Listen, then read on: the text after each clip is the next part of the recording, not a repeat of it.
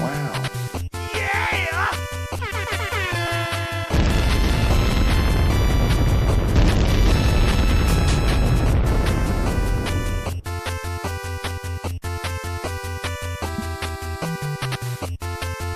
Oh, it looks like it's gonna be a gloomy day.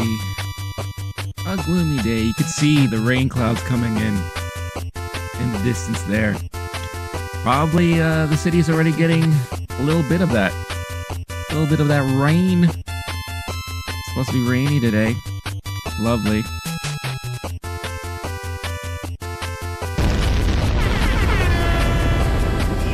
Wow. Alright. Let's not let these gray skies dampen our hump day. Let's make sure that we make this a nice, sunny, shiny, bright hump day. What say y'all? All right, let's get started. 48 degrees out there here in New York City, 7 past the hour. Coming to you live from Queens, New York. Good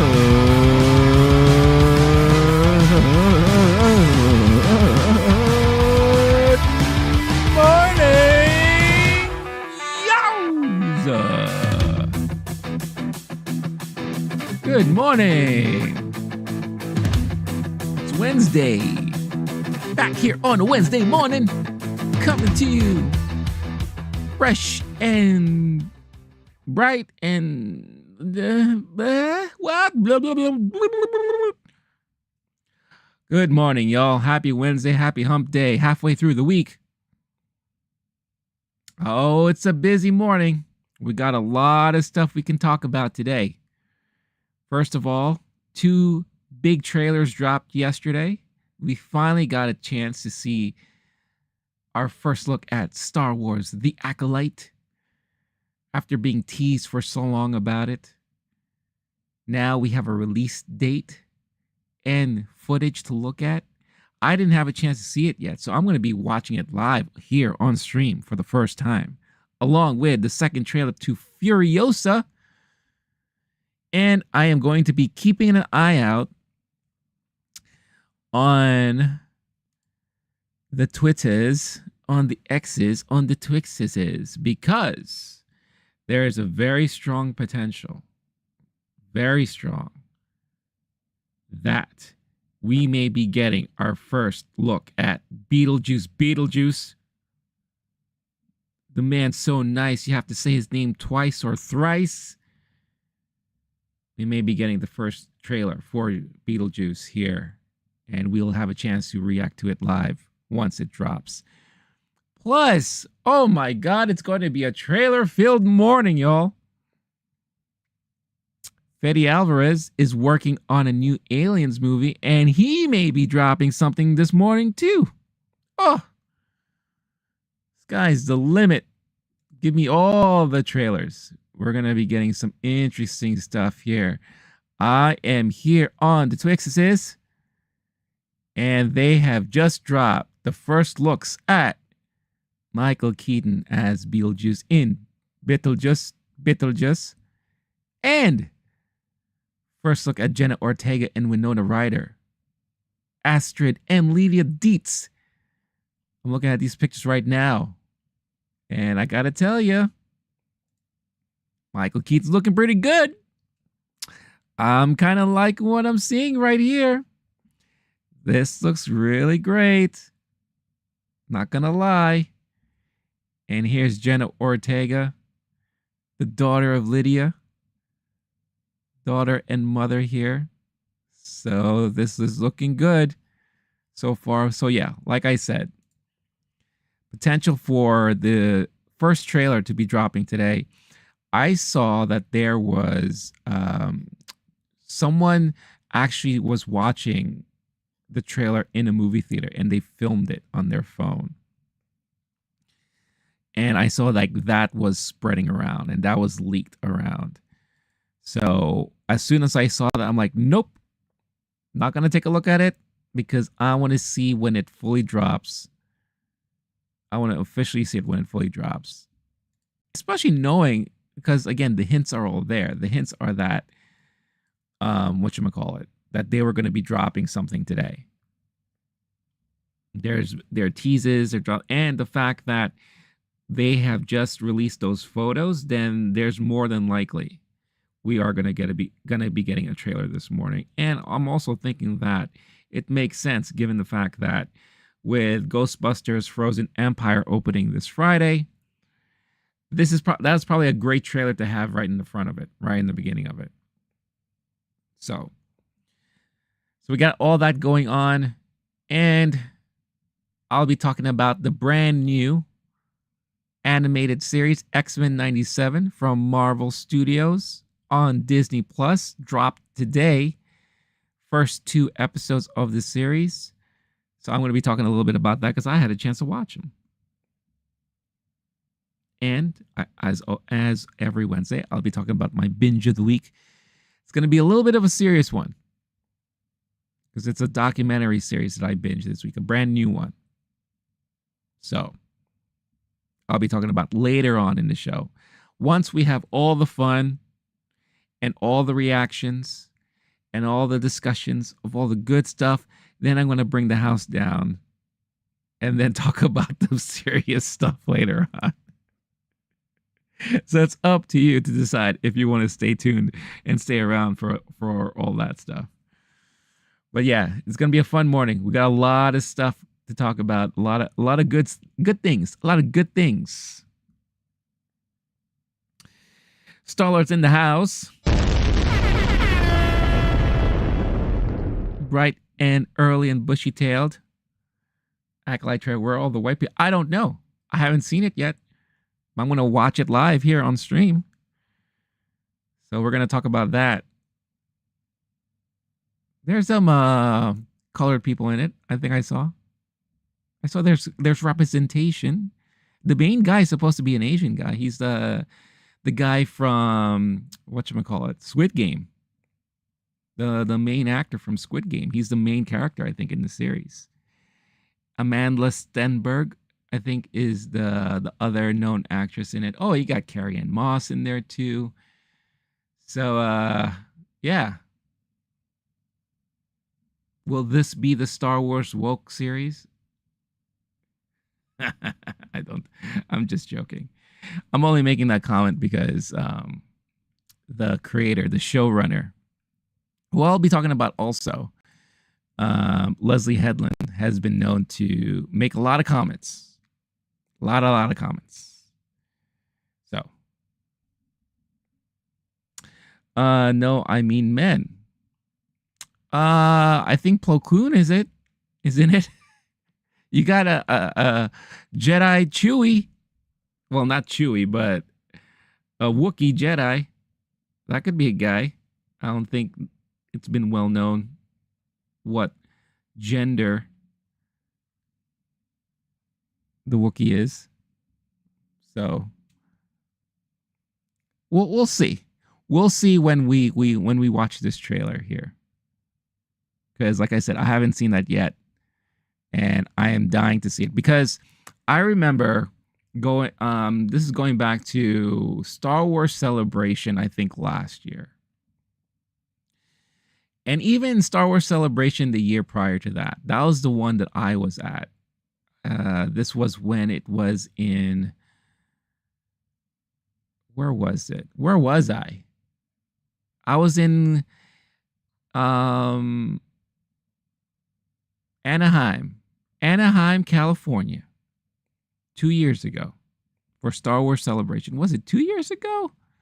Or was it last year? No, I think it was last year. Man, these years are going by faster than I care to think about. But Anaheim, California, Star Wars Celebration. There was already a lot of buzz about this Acolyte. And in one of the special panels that if you won a lottery to attend, they showed you pretty much the first trailer for the Acolyte. It was never officially released. So I'm guessing and I'm assuming that this trailer that we got yesterday is that specific trailer that they showed certain members of the audience. at that panel at Celebration. But I did kind of cheat. And I remember when I had a moment, I looked for it online. And of course, you always have one or two people that, use their phone, they videotape it, and they put it up on YouTube for a brief moment. And then it gets flagged and taken down by Disney. And from what I saw, it looked pretty interesting. Pretty interesting. And then now reading up more about what was involved in the making of the series, I'm a little bit more interesting as well. Or it's a little bit more interesting to me as well, I should say. Because the fact that it sounds like they used a lot of practical effects and they didn't really utilize the what they call it, the eye, the same screen technology that they use for The Mandalorian and all that stuff. It looked like they really tried to be as practical as possible. So I think that's pretty damn awesome. So, let's see here. Star-Lord, one white guy, and he looks like he's freaking out. They had to use the Jedi mind trick. Ackle woke. I tell you, Ackle woke. Put that on a t-shirt. Let's not even go there, because I doubt it is going to be. I don't want to put that out into the ether. Also, I will say this. So I hinted on a possibility of me being able to attend something yesterday. And if I did, I would be able to talk about it today. But I didn't go. I had the opportunity to go to the premiere of the new Jake Gyllenhaal movie, Roadhouse, the remake of Roadhouse from Amazon Studios. I had the opportunity to go yesterday, but I decided not to go. Because here's some behind the scenes when it comes to attending screenings, and especially like red carpet premieres, which this was what it was yesterday. You have to get there extremely early. So curtain call, showtime was I think 7:30. If I wanted to go there, again, mind you, this is red carpet, I probably would have had to have been there by 4 p.m. in order to get ushered in probably like around 6 p.m. And honestly, I did not feel like being herded around like cattle yesterday. I was not in the mood. Because when I attend these events, when I get invited to these events, that's usually what you have to do. You have to get there so early. And this was at a place where they don't normally do like premiere screenings. It was a part of Lincoln Center, and I know a lot of you probably don't know what Lincoln Center is, but it was a part of Lincoln Center where they focus and they play a lot of jazz music. So it wasn't even attached to the main Lincoln Center. It was something that was several blocks farther away, and it's a small place. It's not big. So knowing even the venue, I was like, oh my God, this is going to be a nightmare. I don't know if I even have the patience for it. So I decided not to go. I was like, you know what? I'll wait for it to drop on Amazon and I'll just watch it when I watch it. It would have been nice to check it out. And of course, with any red carpet, you have, the stars in attendance. So I know Conor McGregor was there and Jake Gyllenhaal's there. That's at least what I was seeing and hearing about it when the news was dropping on Twitter and stuff. Or X gonna give it to you. Gonna give you heartburn. So yeah. So I was like, I'm not in the mood. Because every time I go to these things, it's always the same story over and over again. Get there 2 or 3 hours ahead of time. Wait in line for a god-awful amount of time. wrangled in, like I said, like cattle.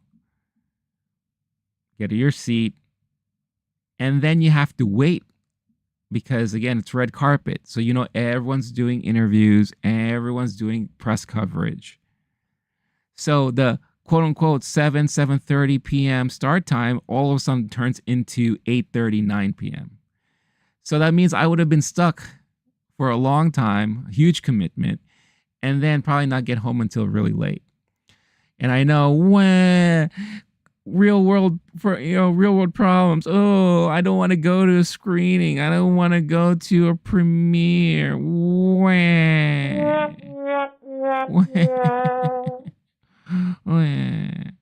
I know. I'm here bitching for no reason. But again, this is just some behind the scenes that not a lot of people realize. What's involved with these things. What was it? I remember I was hanging out with friends one day, and one of them's like, dude, you go to all of these events. Like, it must be amazing. I'm like, it's a hustle. In a way, it's kind of like a hustle because I don't get invited all the time. I have to usually go out and search and seek it out. Right? And then if I have the opportunity to actually get invited or actually get a ticket after my search, then you have to go through all the rigmarole. And yeah, it's cool to get to see the movie early. And of course, what I do here on the channel, it helps out, to be able to review something early. And eventually, I'm just hoping that I can at least be on a list somewhere for consideration instead of me having to hunt it down or go courting people like a girlfriend. It's like looking for a girlfriend.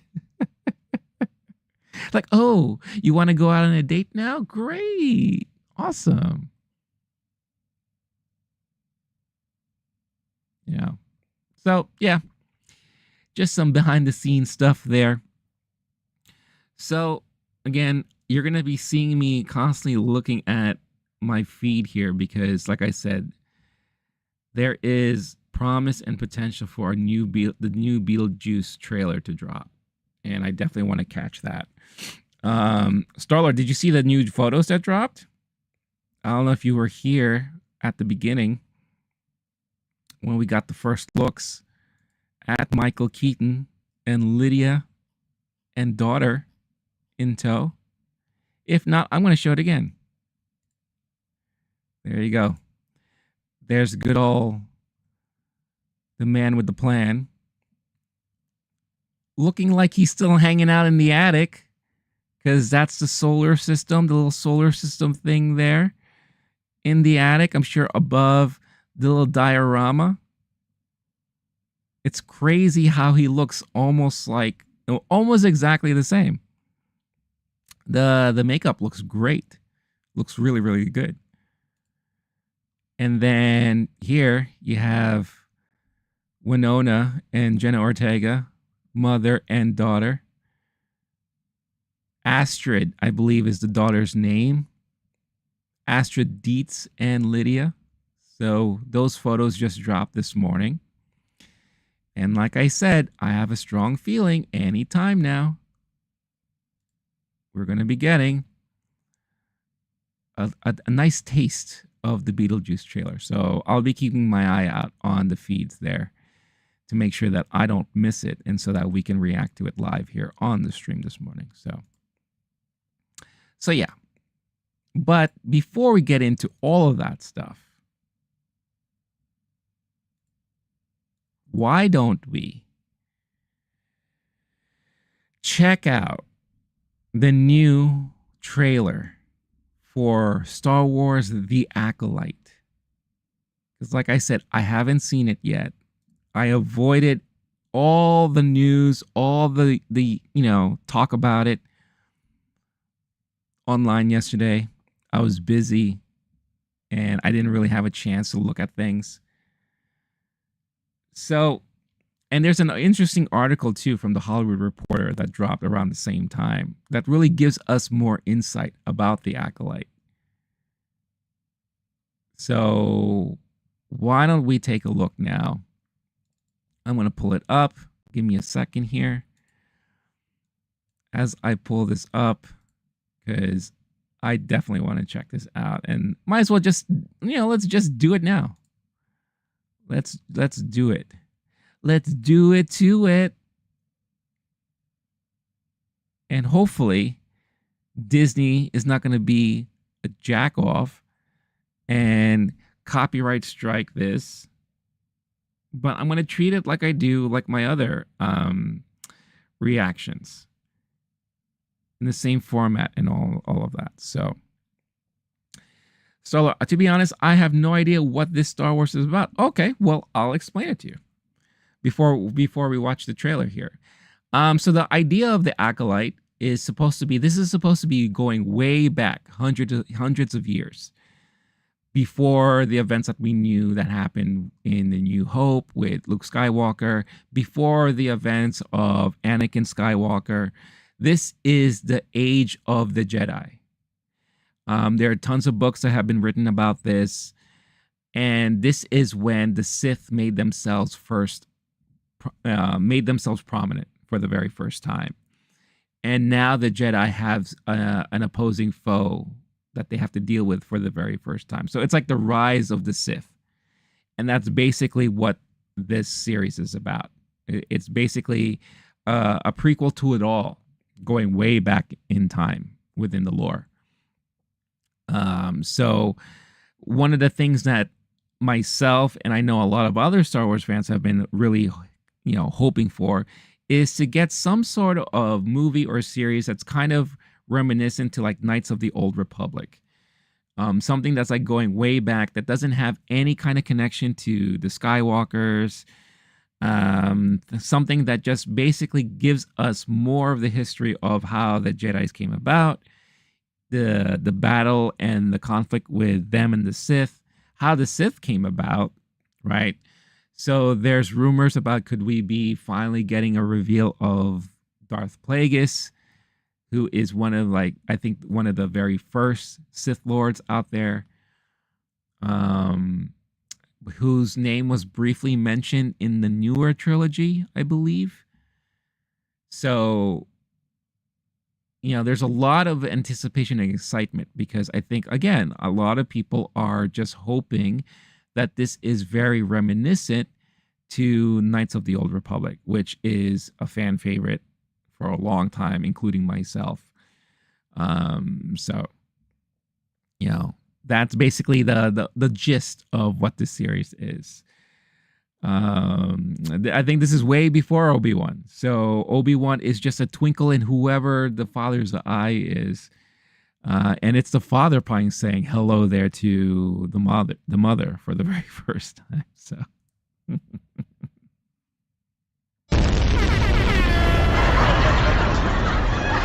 So that's what's going on. Again, checking my feed, just making sure that I'm not missing anything. All right, so let's go ahead. Let's check out this trailer for The Acolyte. Again, I was heavily anticipating this. I can't wait to see this. And let's go.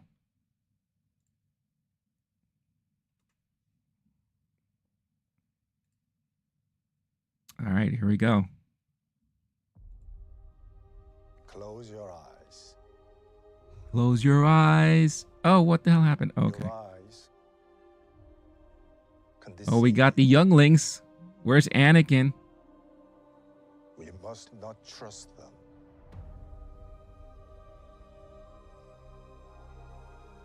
Tell me what comes. Oh, there's the guy. There's the guy from Squid Game.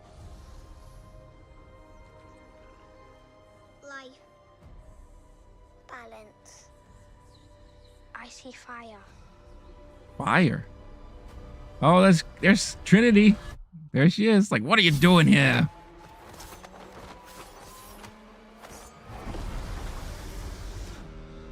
So far, it is exactly what I saw. That was leaked online last year. It doesn't make sense. Oh, look, they got the hair thing going. Oh, there's What happened? Wookiee. I sensed darkness.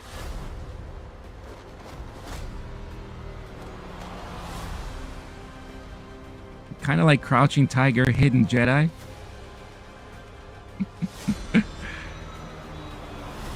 This isn't. Carrie Ann looks pretty badass. I'm not gonna lie. I like how she looks. This is about power, and who is allowed to use it. Who is that? What is that? Oh, there it is. Red Blade. They're probably like, Red Blade? The Acolyte. 2-episode premiere, June 4th. Coming at you on Disney Plus. That was a very, very short teaser. And what I'll say is it is exactly what I saw that was leaked last year. I didn't really see much of anything new, except maybe some of the other Jedi that are featured in the trailer there. I don't recall seeing a lot of them featured there. But it's interesting. It looks interesting. Apparently, it looks like one of the main Sith characters is Amandla, from what it looks like. You know, she's the one with the mask on her face. But yeah, it think of all Jedi Order in harmony and peace, and then now getting that disrupted by whoever this new Sith person is. That's what it looks like we got. It looks cool. I don't want to get too hyped about it because I feel like, you know, I got myself in trouble when I got myself a little bit overhyped about Obi-Wan, and then we got what we got. And even though they had some great moments in it, overall it was kind of like for the most part. I love Andor. So I'm hoping at least this is somewhat like that. You know, I already mentioned how many times my love and hate for The Mandalorian, because I love the first 2 seasons, and then the third one, I have no idea what happened there. Even though, again, there are moments that I like, but for the most part, I was just like, what happened? You can tell that there was something there.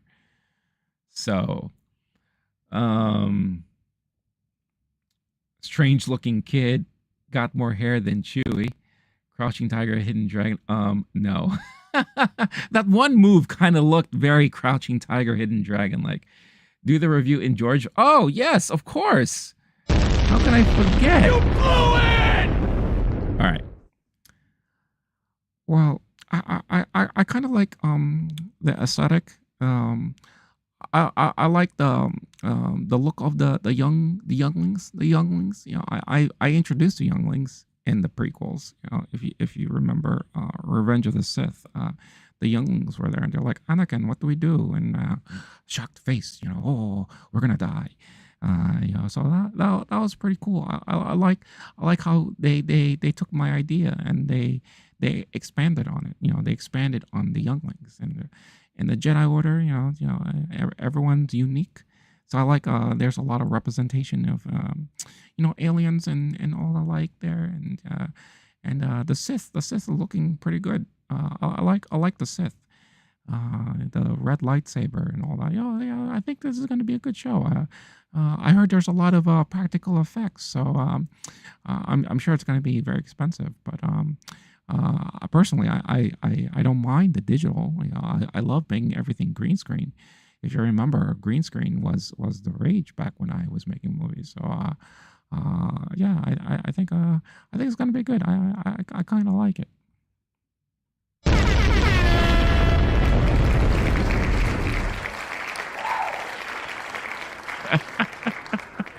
There you go. That's the review of.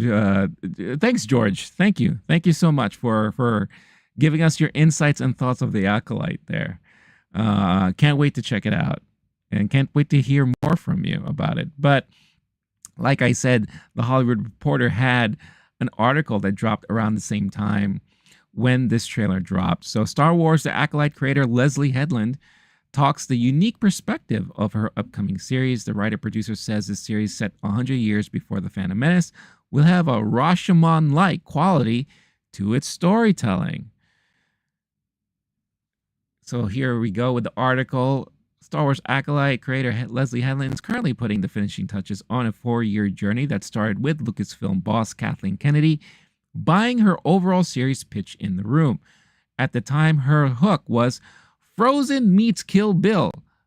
Ruh-roh. That doesn't sound like a good idea. And now the first trailer provides a few more of the puzzle pieces. Set a century before Star Wars The Phantom Menace, Amandla Stenberg's mysterious character appears to be hunting Jedi during a time of peace near the end of the High Republic era. That's what I was alluding to before. Right now, if you go to a bookstore or you look up recent Star Wars books, the High Republic is this new series that they've been really focusing on. Which again brings people back, way back to the days of the Jedi, when the Jedi were really free roaming and, you know, experiencing the conflict with the Sith for the very first time. So in a way, this kind of ties to a lot of that. So that's why you have a lot of Star Wars fans also eagerly anticipating this series. It goes on to talk about how the trailer kicks off with Lee Jung-jae's Jedi Master urging a group of Padawans to not trust their own deceitful eyes. The show will be taking a page out of Rashomon's playbook, exploring different perspectives on the same events. Quote, one thing to know about the show is that we've been talking about it as a mystery thriller. It is a serialized story, so each episode gives you more information about the story, Headland tells The Hollywood Reporter. We were obviously influenced by samurai films and wuxia films, but also films like Rashomon, where you see one story and then you see it done a different way. See, I like the fact that there's not only the samurai influence, because that has always been George Lucas's influence, but she mentions wuxia. So hence again, Crouching Tiger, Hidden Dragon, very similar. I think we're going to see a lot of those influences when it comes to a lot of the fight scenes, maybe. So what separates The Acolyte from some of the other Star Wars series is that it's told in that particular way. I guess from all the different points of view and then all culminating into one storyline. Apparently, Jung-jae and Steinberg's character have a history. And so Headland adds that both parties will offer their points of view on their shared conflict. Quote, you definitely get the point of view of the Jedi, especially in terms of Amandla's character and trying to stop her and hunt her down. But you also get enough of Amandla's character's perspective that you can also see how both of them exist simultaneously, Headland shares. Russian Doll co-creator Headland's first job as a writer was on FX short-lived cult classic series Terriers, and her first produced TV script, Manifest Destiny, happened to be directed by Star Wars The Last Jedi filmmaker Ryan Johnson. Headland was not only inspired by Johnson's work, but also his demeanor on set. Quote, I love Ryan. He was the first director I ever watched work. So getting to see him work on that show was, oh my God, it was just a dream, Headland recalls.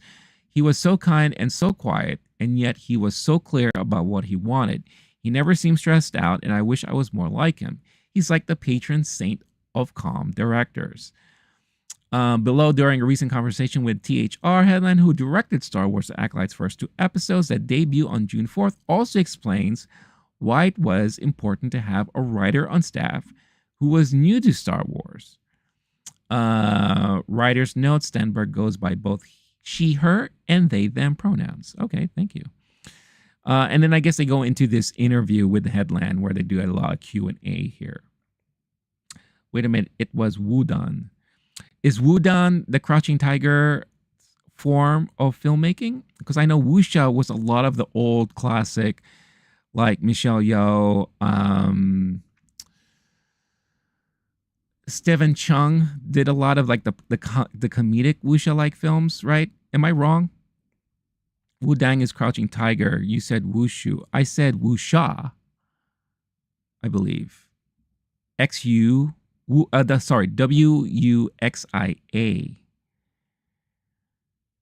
So I know there's different styles and it depends on the type of filmmaking. Um, and I know a lot of people get confused too, so I'm not sure. I'm not going to go through a lot of the Q&A here. About how she pitched The Acolyte and all that. Let's see. Here's a question that's kind of interesting here. The Acolyte takes place towards the end of the High Republic and 100 years before the Star Wars Phantom Menace. Now, I'm presuming Amanda Stenberg is playing the title character, but can it be said what their character is an acolyte of? The Sith, the Jedi, or is it open to interpretation at this time? It's open to interpretation at this time, but you will discover it when you're watching the show. It will be revealed. One thing to know about the show is that we've been talking about it as a mystery thriller. It is a serialized story, so each episodes give you more information about the story, and then it just repeats exactly what the beginning of the article says. Blah, blah, blah, blah, blah, blah, blah. Fan service. High Republic novels she mentions. Yes, I kind of alluded to that as well. And our creator Tony Gilroy proved that you don't necessarily have to be a lifelong Star Wars fan to be a great Star Wars storyteller. So I thought you made a wise choice by having a varied writer's room with fans of different eras and then someone who never flocked to it at all. Yeah, I just thought it would be good to have the perspective of a person that had literally never seen Star Wars until she was in the room. And she said to me, "Why do you want me in this room? I've never seen Star Wars. I have no idea. I think there's a dog in it, but I don't know anything." And I was like, first of all, you're an incredible writer, but that's why I want you here. I want you to be questioning narrative. I don't want myself, who's a lifelong fan, to just be relying on particular references in order to create emotional beats.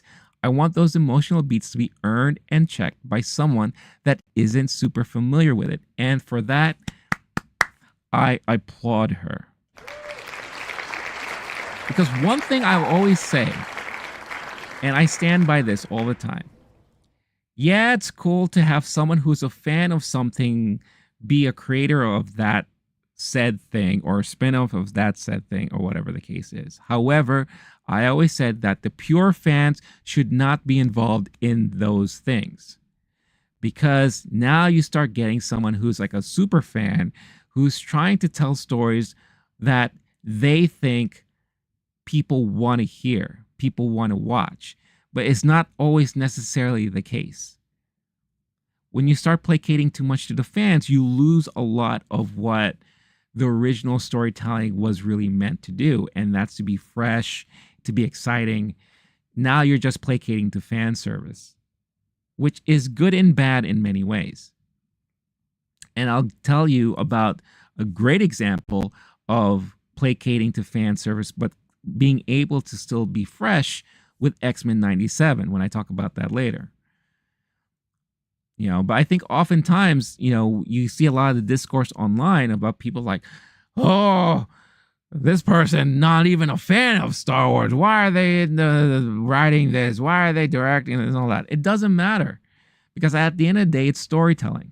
If you understand the core concepts, you should be able to still tell a very good story with the material that you have or the creation that you're doing. You don't have to always be a fan of what you're working on. I think that is like one of the things within the fandom that I always disagree about.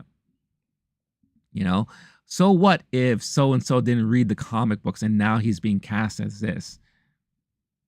If you understand what the character is supposed to be about, then you should be able to portray that character.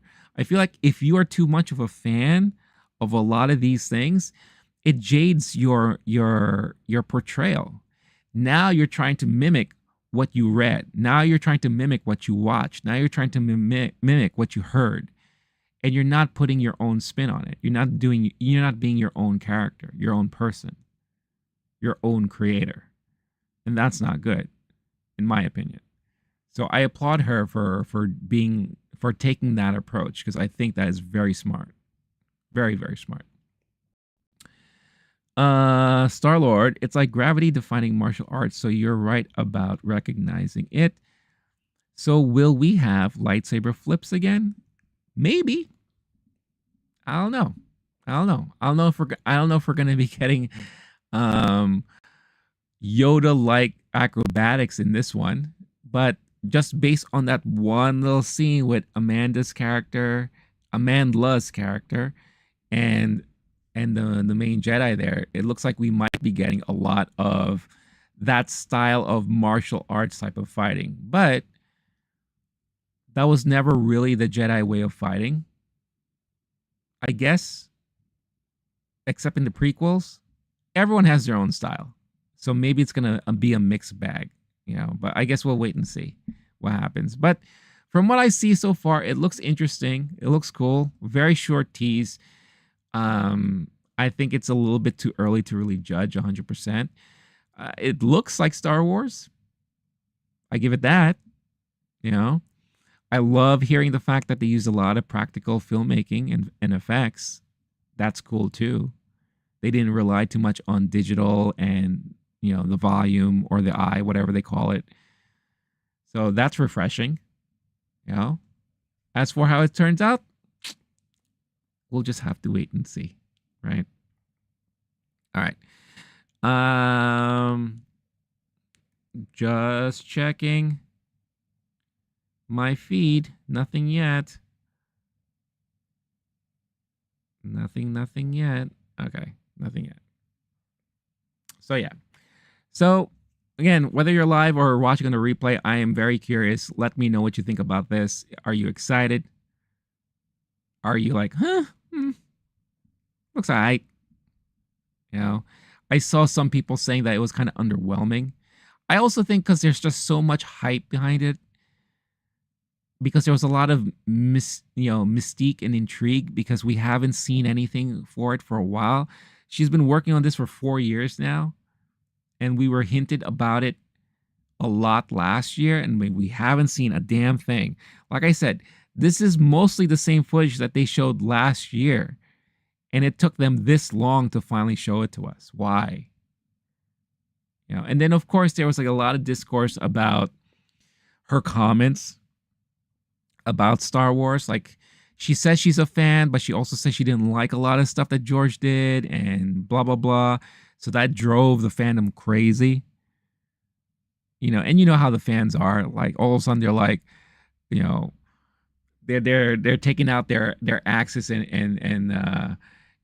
torches, and they're like, oh, we don't want her with our stuff anymore. Get her away.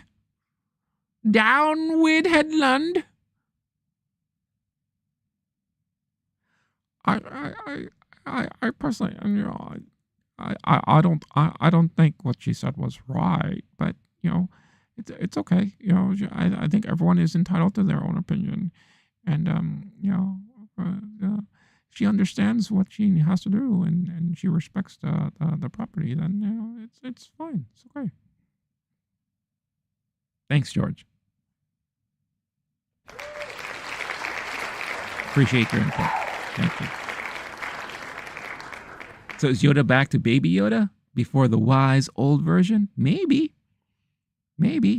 I let's hope they don't do one of those things though. Let's hope they don't do like, oh, you know, oh look, we have a new recruit here, and then it like pans and like everyone kind of looks, and then all of a sudden you just see like a little baby Yoda, like the real Baby Yoda. I'm like, hi everybody. Yeah, let's hope they don't do something stupid like that, because that would be like so bad, so bad. All right, so that's the Acolyte. That was nice to see, but you know, I have to say I kind of agree with some of the comments that it is kind of underwhelming. Hopefully, when we get the full trailer, maybe that's going to shed a lot more insight as to what we can expect from the show itself. So let's see. We'll see.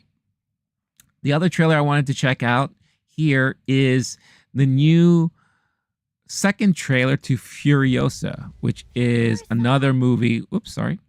Another movie that I am very highly anticipating, starring Anya Taylor-Joy and Chris Hemsworth. When Mad Max Fury Road came out, I have to say that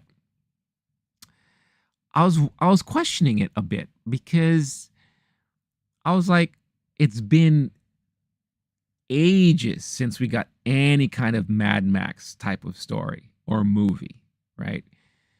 I believe it was Beyond Thunderdome was the last one that we got with Tina Turner and Mel Gibson in it. And it was okay. It was nothing like the previous Mad Max movies, which I thought were very well done. And you know, learning that George Miller himself was coming back to direct. I mean, the guy is like really old. So I'm like, how is this going to turn out? And then when the movie came out, it was freaking fantastic. It was such a work of art. I loved the look. I loved the performances in it. I loved everything about it. I just love being in that universe. It's so cool. I thought Charlize Theron's character was badass. It was more her movie, because Tom Hardy's Max was pretty much, you know, chained up and in prison for most of it, which I thought was kind of hilarious. So when I heard that they were going to do a spin-off of Charlize's character, Furiosa, I'm like, oh, okay, that's going to be interesting. I wouldn't mind seeing more of her character. Then I found out, you know, then it was, you know, made known that it was going to be a prequel. So we're going to see how Furiosa became Furiosa. And it's Furiosa, not Furiosa. Keep that in mind. Star-Lord's battery's low. Uh-oh. Watch out, everyone. His battery's low. No! It's all good, man. Take care of what you have to take care of. It's all good. If you have to go, hopefully you'll come back and you'll watch the replay. But it's always amazing to have you here live in the mornings. So yeah, Furiosa. So yeah, when we got the first teaser trailer that dropped, I was like, oh, here we go. Yes, we are now back in this universe. Everything looks good. It looks like we're seeing younger versions of some other characters that we were introduced to in Fury Road. Of course, Furiosa included. And I think Anya Taylor-Joy looks pretty cool. I'm a big fan of her, so maybe it's a little biased, maybe. But I am a big fan of her, and I think she's going to knock this out of the park. So we have this new trailer here. Second trailer to Furiosa. Mad Max story. So let's check it out.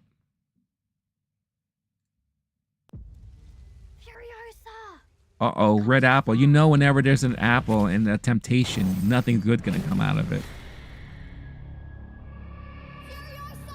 Furiosa! Wake up!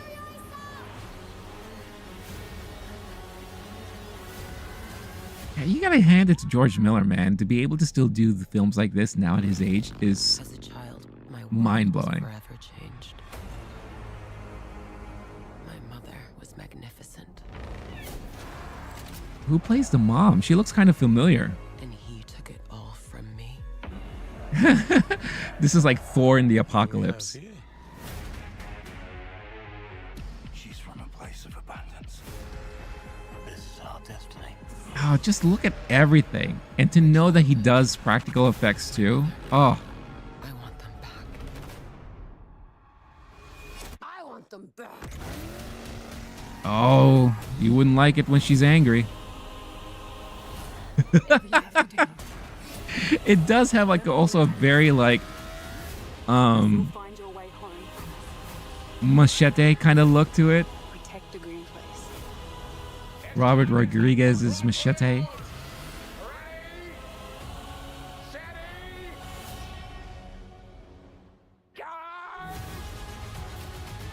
Everything's over the top.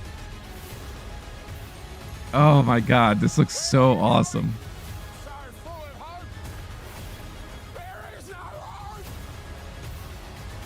Damn, look at these stunts. He's mine. Again, these are all practical.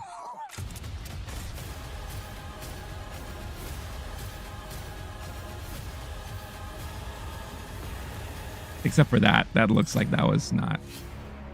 Oh, man. She cuts her hair, too? Yeah, badass. Get it. Furiosa fought the world.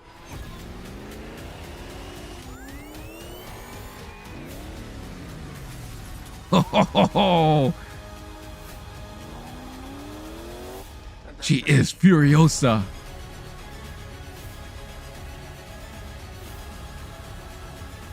Oh my God, that is a must for IMAX. You have to watch that in IMAX. My God, that looks amazing. It's so exciting to see that. Wow, that looks great. I mean, there's nothing much to say about it, really. I mean, we did get to see some new stuff in this trailer. And seeing more of the driving scenes and the stunts, that's what gets me excited about that movie. Because again, like I said before, with Fury Road, and seeing a lot of the behind the scenes making of that movie, and seeing the amount of detail and work that goes into the stunts, the driving stunts, the action scenes, you know, the big explosions and the car flips and all, just seeing and how much work goes into making it look realistic, making it look, you know, as practical as ever without using too much digital. Oh, it's so good. It makes me appreciate the movie even more so. And now that we're getting a little bit more of the same here, it looks great. It looks great. I think Anya Taylor-Joy is going to be awesome in it. Chris Hemsworth is going to be a very over-the-top kind of character. I like it already. Yeah, it looks fun. I honestly don't need to see anything else from this movie. I don't need to see any more trailers. I'm good. It's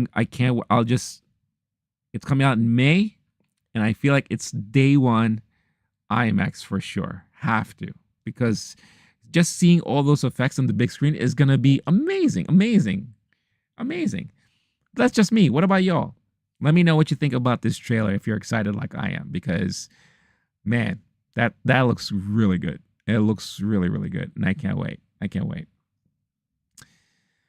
All right. So those were the two trailers that released yesterday that I didn't have a chance to personally check. So I'm glad I finally had a chance to do that. Just checking my feed, checking to see if anything's dropping yet. Again, if you're just tuning in now, I am just checking the feed because there is speculation and promise of maybe we're going to be getting the chance to see the first trailer to Beetlejuice 2. Beetlejuice. And Fede Alvarez's Alien movie that he's working on. Maybe we're going to get to see something from that. So I can't wait if that's to be true or not. However, I will say this. We do have another trailer we could check out.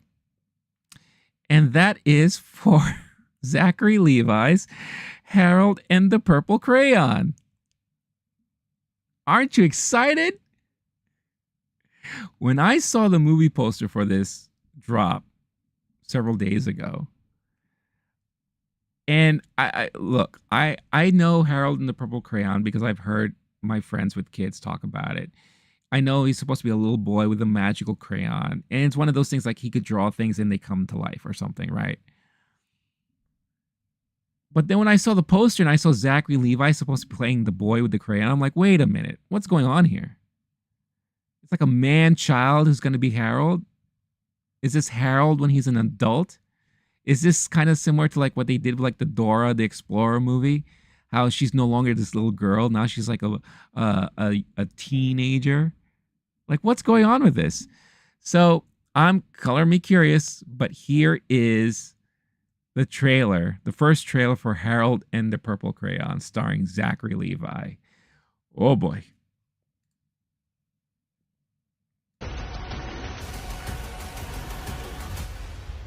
Harold and the Purple Crayon. When someone tells a story, they create an entire world. Oh, they do they? And usually, All right, so wait a minute. the So characters stay here's the there. character. But there Are they going to be very meta with this? of characters so real With the crayon, anything is possible. that they step right into this world.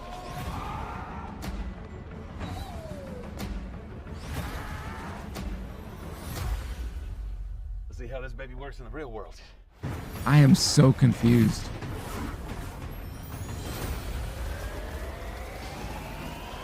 All right, so he has the magical purple crayon, but is he Harold?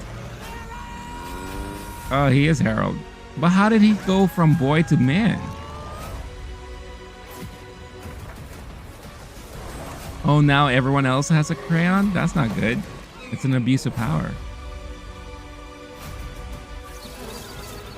Now that is creative. And terrifying. That's terrifying. Do you know what brought you to life? It's what your crayon This is just... made of. Oh, it's the guy from Mysterious, Flight of the powerful, Conchords. Extraordinary stuff on Earth. Jermaine. Wax. Pure imagination.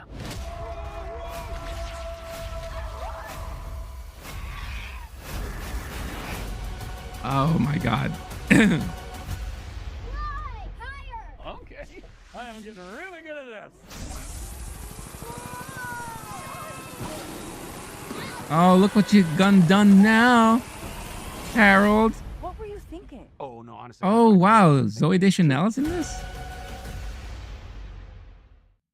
With the crayon, anything is Okay.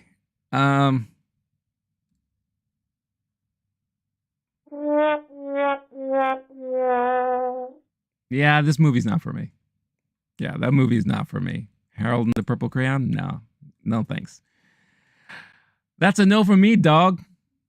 Yeah, it just looks really ridiculous. It looks silly. It looks...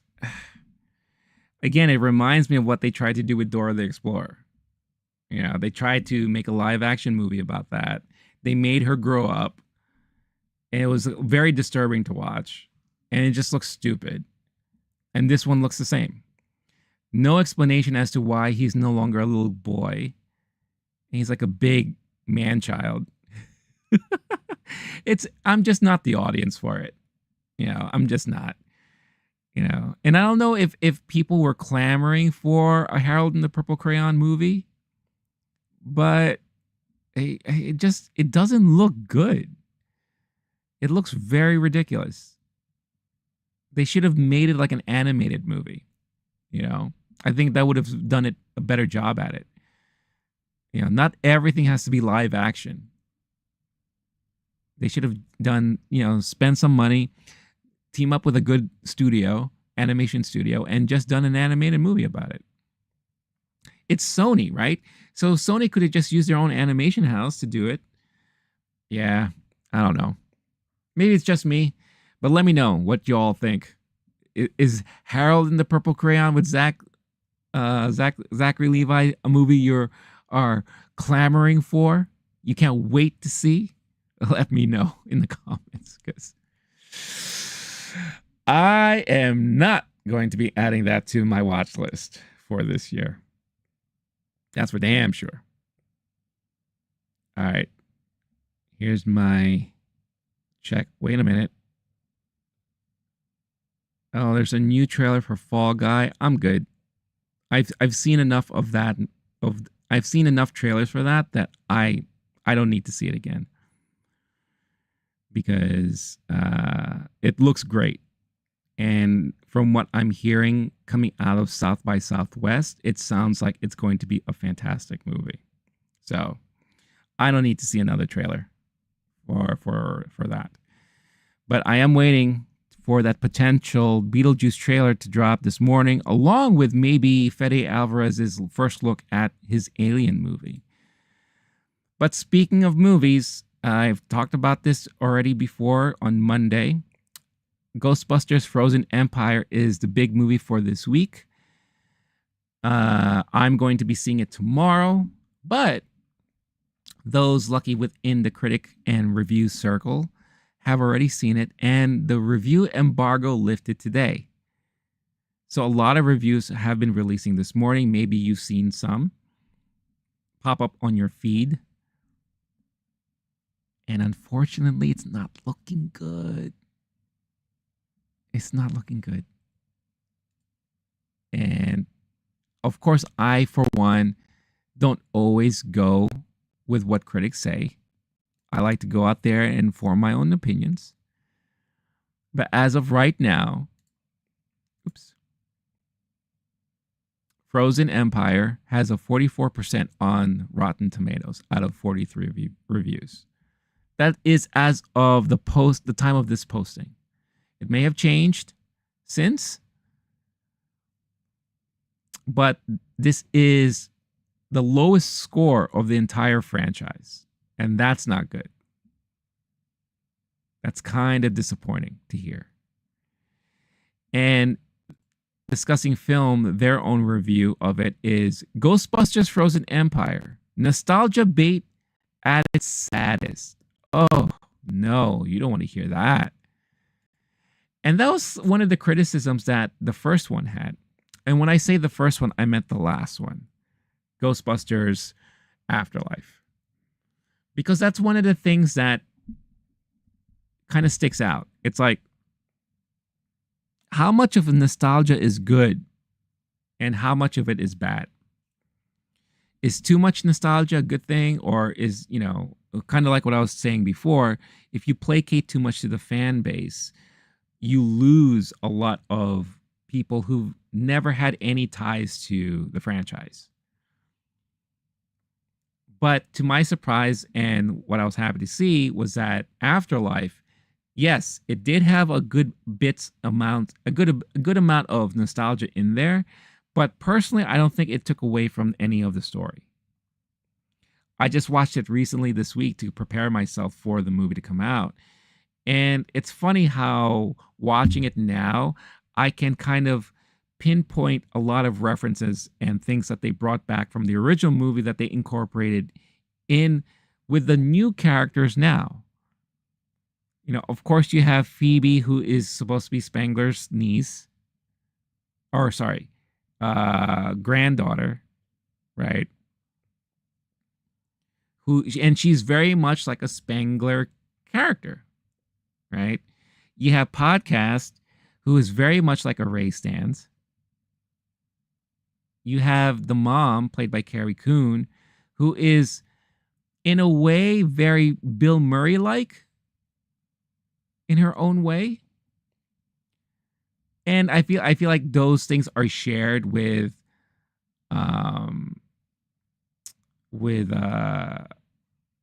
Ant-Man over there.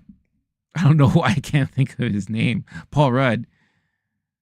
I feel like they kind of split the duties of the Bill Murray character between the two. And Winston, Winston is just Winston. Winston's still in the mix. He's the rich guy now, funding everything.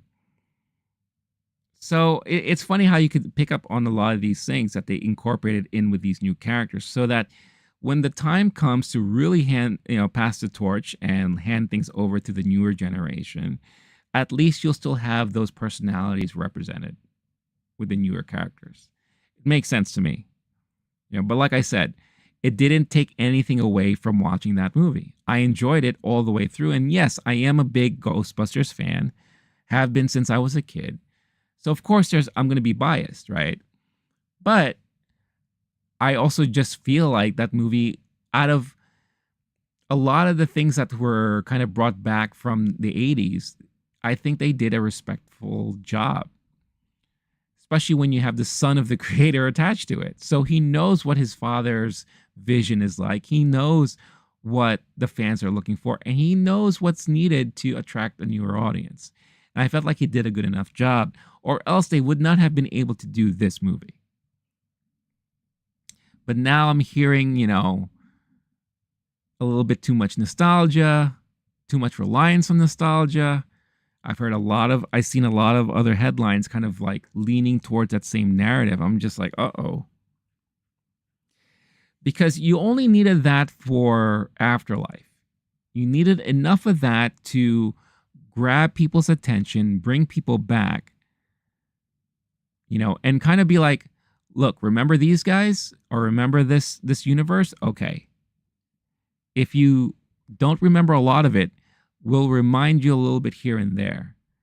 So that way you can talk to your kids about it. You can talk to other people about it. And for you who grew up with it, you're like, we're home again. And you only needed to do that for that movie, because if you're going to continue from there, don't go back to that well anymore. Just be your own thing and be fresh now, moving forward. And if they're still relying on nostalgic bits, then that's kind of unfortunate. But I'll reserve my judgment for when I see it tomorrow. But it is kind of sucky that now it doesn't seem like a lot of people are liking it. And that's a shame. That really is a shame.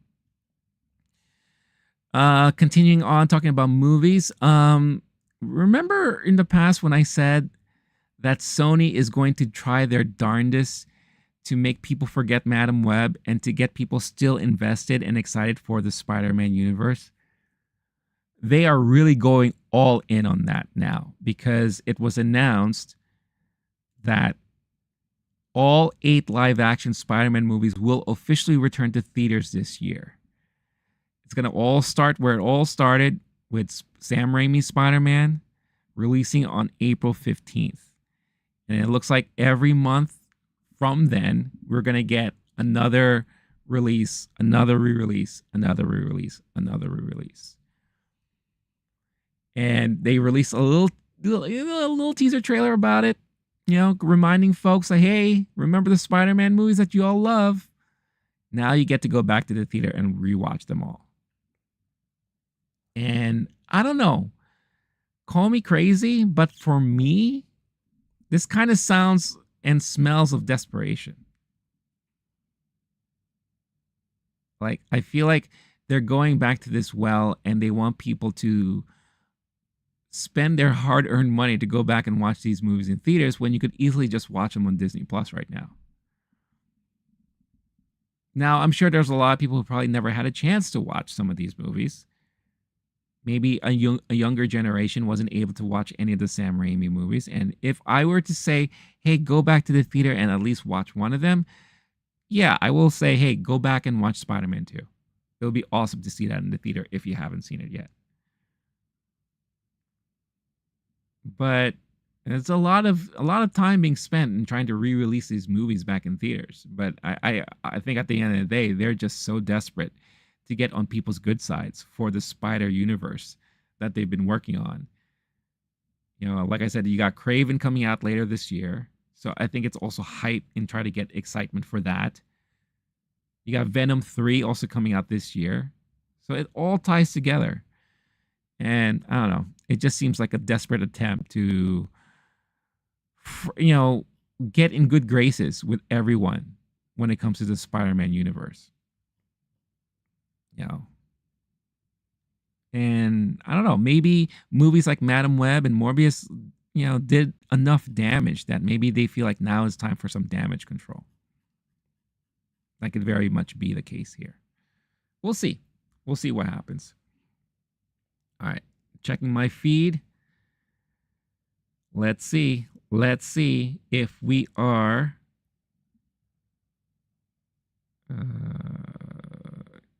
getting any news here. Oh, well, we got... Oh, this is interesting. All right, let's go check this out. We got poster reveals for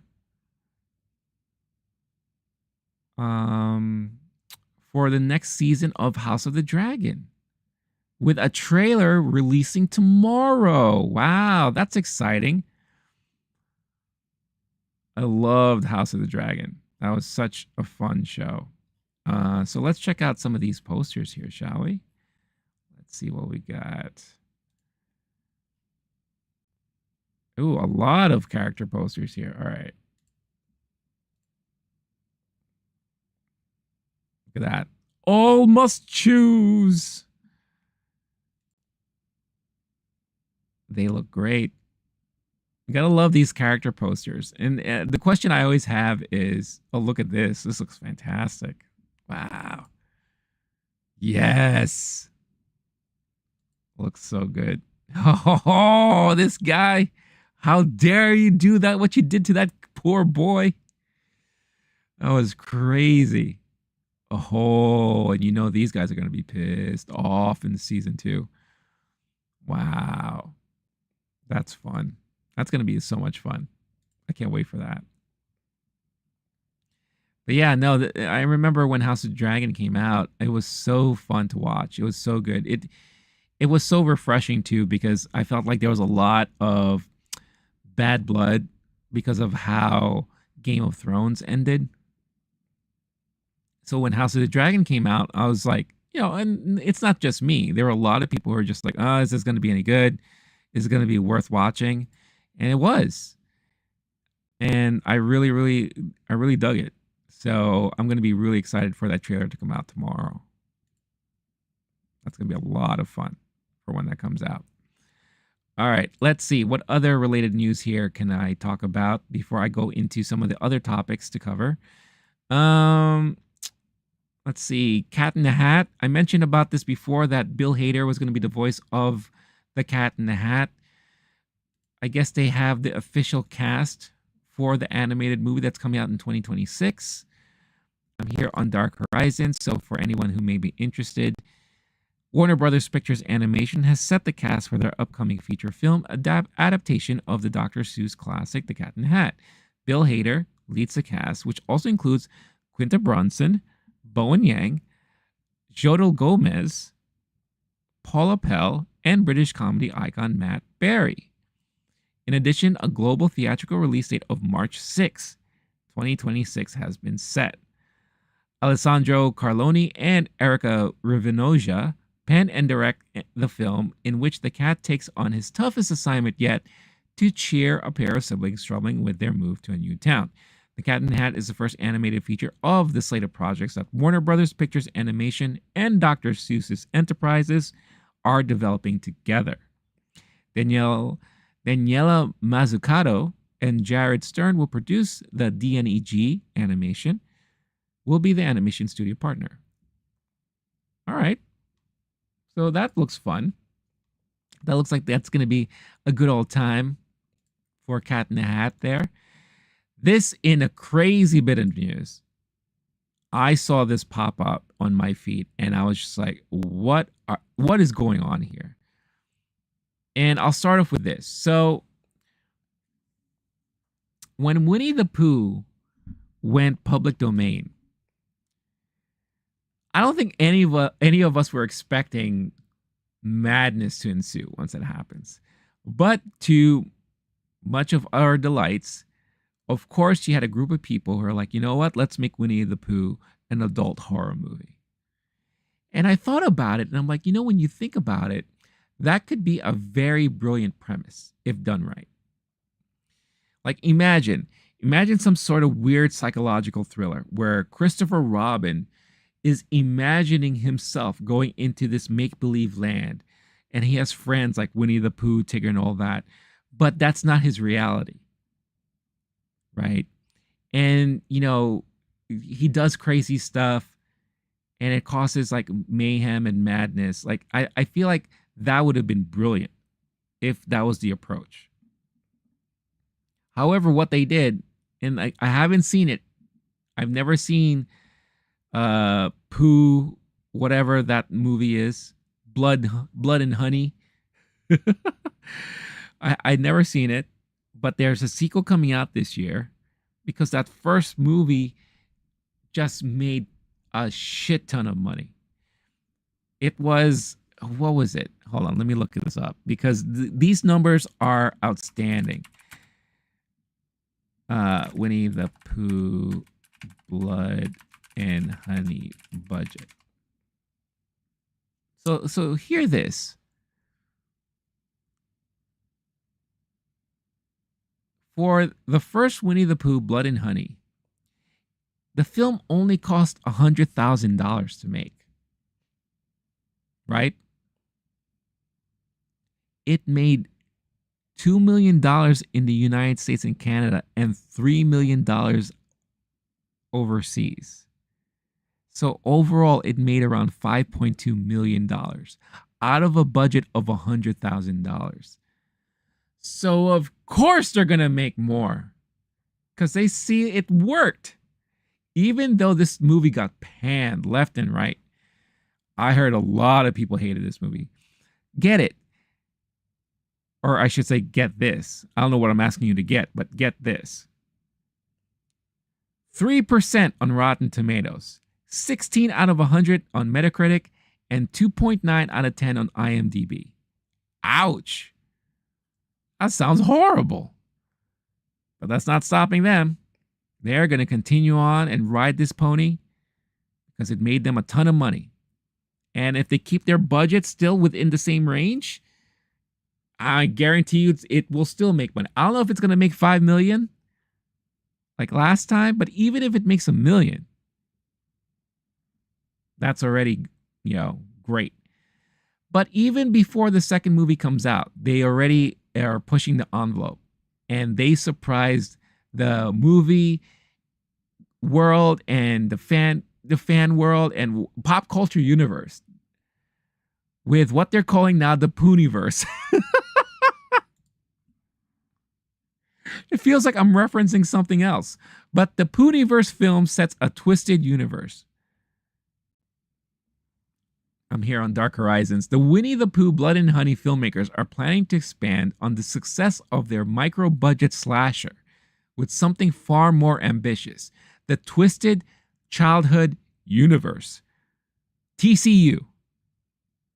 The team is taking the sub $50,000 budget film and its $5.2 million box office success, expanding it with a feature that will serve as something as of an Avengers style of childhood character IP in the public domain.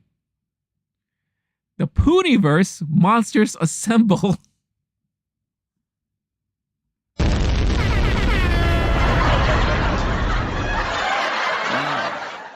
Wow. Poohniverse. Where's our Pootie Tang verse? I think we need to bring back Pootie Tang. But Poohniverse Monsters Assemble will bring together their feral serial killer interpretation of A.A. Milne's, or Milne's, is it Milnes? Jovial Bear, Winnie the Pooh, and team him with other beloved kids' characters gone bad. Murderous versions of Bambi, Tinkerbell, Pinocchio, Peter Pan, Tigger Piglet, the Mad Hatter, and Sleeping Beauty are all expected to be part of the production, which hails from Jagged Edge Productions and ITN Studios. Given with what was public domain this year, they should include Steamboat Willie Mickey in here. Maybe he'll have a cameo. I think that'll be amazing. The Poohniverse film is targeting a 2025 release and has already unveiled some poster art. Many of the characters will first feature in standalone films coming this year, including Winnie the Pooh, Blood and Honey 2, opening next week, along with Bambi the Reckoning, Peter Pan's Neverland Nightmare, and Pinocchio Unstrung. You can't make this shit up, folks. This is real. All arriving later this year. So right now, they're probably in someone's backyard filming all these movies. Rhys Jake Waterfield, who directed the 2 Blood and Honey films, will also direct Poohniverse, which will include Scott Chambers as Christopher Robin, Megan Plactio as Wendy Darling, Roxanne McKee as Xana, and Louis Santer as Tigger. And there is the movie poster for all of your nightmarish needs. Oh my God, they even made it look like Avengers. So there's the Mad Hatter. Is that supposed to be Tigger right here? It looks like Wolfman. We already know this is Winnie the Pooh. Bambi, I'm assuming he's riding. That's Piglet down here. Is this Pinocchio? With the long nose? Oh yeah, that has to be Pinocchio right there. I don't know who this weird looking thing is over here. Who's the person coming out of the ground? I can't tell. I don't know who this person is here with a gun. You have this one back here. Kind of looks like Jacob Marley from like A Christmas Carol. Or is that one of these has to be Peter Pan? So is he Peter Pan? I don't understand what's happening here. Is that Rabbit? Oh, Rabbit. Oh, Christopher. I'm going to kill you now. Who is it again? Oh, Tinkerbell. Maybe this is Tinkerbell over here. Or this crazy looking thing there. They got Bambi, Piglet, Sleeping Beauty. Oh, maybe this is Sleeping Beauty down here and she's waking up from the dead.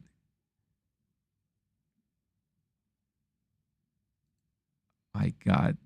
Oh, and they have like logos for each of the movies. The Twisted Childhood Universe. Bambi Pinocchio Unstrung is a very clever name, I do have to say. So there you go. Wow, that is insanity. I can't believe that this is really truly happening. This is real life, and we're getting this. This is nuts. So yeah, are you ready and excited for the Poohniverse? Even saying it sounds so dirty. The Poohniverse awaits. News dropped also, I believe this was yesterday. Warner Brothers, let me pull this up here. Warner Brothers has set March 7, 2025 date for Ryan Coogler's next project. An event film, they're dubbing it an event film, which will star Michael B. Jordan. Oscar-winning composer Ludwig Göransson will executive produce along with Rebecca Cho and Will Greenfield. So that's cool. So I'm assuming it's probably going to be some sort of action movie, maybe. But we got news. At least he is coming with his new film. This other bit of news surprised me because I don't even know how relevant this character is anymore these days. So when I was growing up, obviously there were a lot of cartoon characters that I grew up watching. And to many of you, which I'm sure will be a surprise to a lot of you, would be that one of my favorite characters growing up was Popeye. I love the Popeye character. I don't know why, but I just thought he was like a cool looking character. I love the cartoons. I love the idea that you could eat something that will make you so strong. It's a way to kind of get kids to eat vegetables, right? And beat the bully. I always loved Wimpy because he loves burgers and I love burgers too. I love that character. So I remember always watching the cartoons. And then one day, so my babysitter, I used to spend time in her house when my mom was at work, had HBO. And if you remember HBO back in the days, like in the 80s, it's not like cable like you know of it now. There was no, boxes that you used, that you had access to multitude of cable channels. You were allowed to just subscribe to HBO without any contract or any weird cable service. They could go to your house and wire you in just to watch HBO. And you had like a switch behind your TV that would switch on and off whenever you wanted to start watching HBO. Kind of like when you had Atari and you would go to channel 3, and if you wanted to play your Atari, you had to use this switch to turn it on so that it would feed the feed from the system to the TV. And that's basically the way they did with HBO too. So one of the things I remember watching at her house on HBO was Robin Williams' Popeye. Robin Williams played Popeye. You had Shelley Duvall play Olive Oil. And I believe the movie was directed by Richard Linklater. And I remember loving that movie. It's kind of quirky and kind of weird, and it all took place in this one set, which also was kind of, as an adult now, I thought it was fascinating the way the movie was made because they didn't really go anywhere. They were just in this like little island that they kind of built for themselves. And they just went from different parts of that island, of like the little city the little town that they built. But the whole movie took place just on this set, which is kind of fascinating now that you think about it. And I remember, it was kind of not I wouldn't say it's like a full-blown musical, but there were a lot of musical numbers in there. And I remember the song still in my head. I was like, I'll gladly pay you Tuesday for a hamburger today. And that. Like, I remember that so well. Because I remember, like HBO would do, they would replay the same movie multiple times a day, multiple times during the week. So every time I would be at her place, more than likely I would have a chance to watch Popeye. And I remember Robin Williams also had his own, so it's like, I am what I am, and that's all that I am. And I remember it was like a big number production. And at the end, there was like another major number as he's like, I think he was dancing on the water because he was fighting a sea monster. And then he finally had a chance to eat the spinach, which he never wanted to eat. And then he realized, oh my God, it gave me superpowers. He beat the sea monster, and then now he's like dancing on the water. And I thought Robin Williams did such an amazing job portraying this character. But it is definitely a movie for its time. I haven't revisited it since I was a teenager. So I don't know how much it holds up now. It probably doesn't. But it's definitely one of those movies I would love to rewatch now. I think I own the DVD of it. But in today's culture, pop culture, in today's kind of like environment, is Popeye even relevant anymore? Because I also remember when the fast food chain Popeyes came out, they really heavily used Popeye as their mascot for their promotions. But now they don't anymore. So outside of the Popeye's name, do people even know who Popeye is? I don't recall there ever being any new cartoons on TV or on cable. No video games, really. That was another thing I remember as a kid. Like, there was a Popeye arcade game that I thought was a lot of fun. I think you're a Popeye and Olive Oil was throwing kisses and you had to catch the kisses while Bluto is trying to beat you up. It was so much fun for an arcade at the time. But news dropped yesterday that there is a new live action Popeye film in the works. And it surprised the hell out of me. I was like, how? Why? Who thought this was a good idea?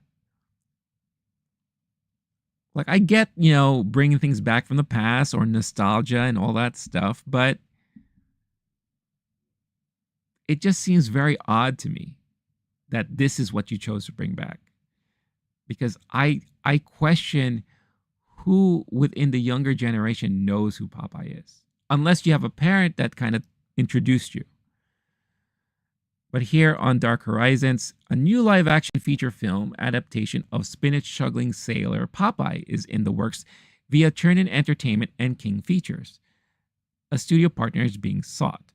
First appearing in the comic strips in the late 1920s, the project is in the development phase as a big-budget feature with screenwriter Michael Caleo, who was responsible for Sexy Beast and The Family. It will mark the first live-action revisiting of the character since the 1980 it's Robert Altman. I thought it was Linklater. Robert Altman directed film led by Robin Williams as Popeye and Shelley Duvall as his love interest Olive Oil. The film grossed $60 million worldwide from a $20 million budget, and whilst panned at the time, appreciation for it has grown with time. The character had both animated features and series and is considered one of the earliest works that underwent mass merchandising across generations. To this day, the character remains the face of McCall Farm Spinach. All right, so you could kind of see, I guess, the likeness of Popeye on a can of spinach, but I don't remember seeing it that in like the supermarket.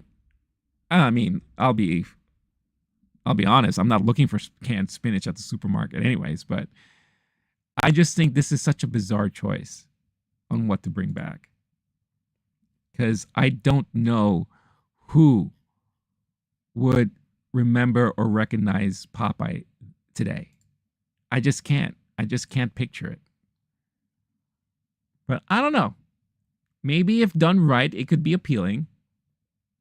But I do feel like it is a product of the time. And I just, unless you have other things in the works that will help bring Popeye back into the pop culture landscape, just all of a sudden coming out of like nowhere and putting out a live action film for Popeye without anything leading to it is, for me, a huge mistake. You're basically dead on arrival at that point. There's just no way. No way. No way. No way something like that is going to work. So we'll see. I'm very curious as to if it even gets traction. Like, it's in development, but how far will it go? I guess we shall see. We shall see. Checking out the feed. Nothing yet. I have a feeling this is probably going to, at this point, release later today. So I may have to just do a separate reaction video for it. I thought this was a cute bit of news here.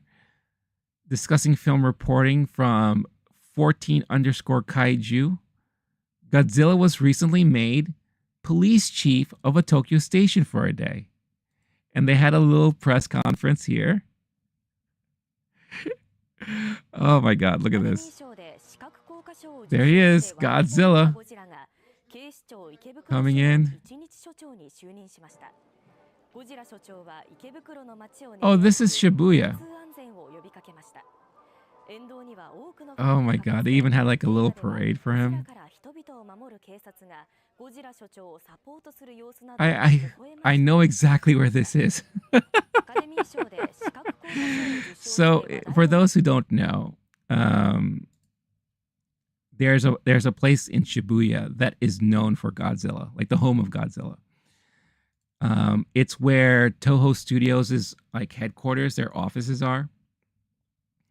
So you'll see like Godzilla being mentioned around there. And they have events there and all that stuff. So it's cute. It is very cute. And when I saw this headline, I was just like, oh, that's very cute. I love seeing that. That's pretty awesome. There's like rumors that they're working on another never-ending story, maybe a remake. I don't know how true that is, but I did see a hot, kind of like a headline about that. But this one is what caught my eye as well. Because I think as a fan of Marvel and as a fan of like Daredevil on Netflix, even Jessica Jones, now that you could finally watch all of the seasons of the Netflix MCU on Disney Plus, we never really heard anyone from Marvel directly talking about that being canon within the MCU as we know it now. What I liked about those shows was that it was always known that it was part of canon, but they never relied on it. Like whenever you watch the show, they mention what we saw in Avengers, the first Avengers, as the event, right?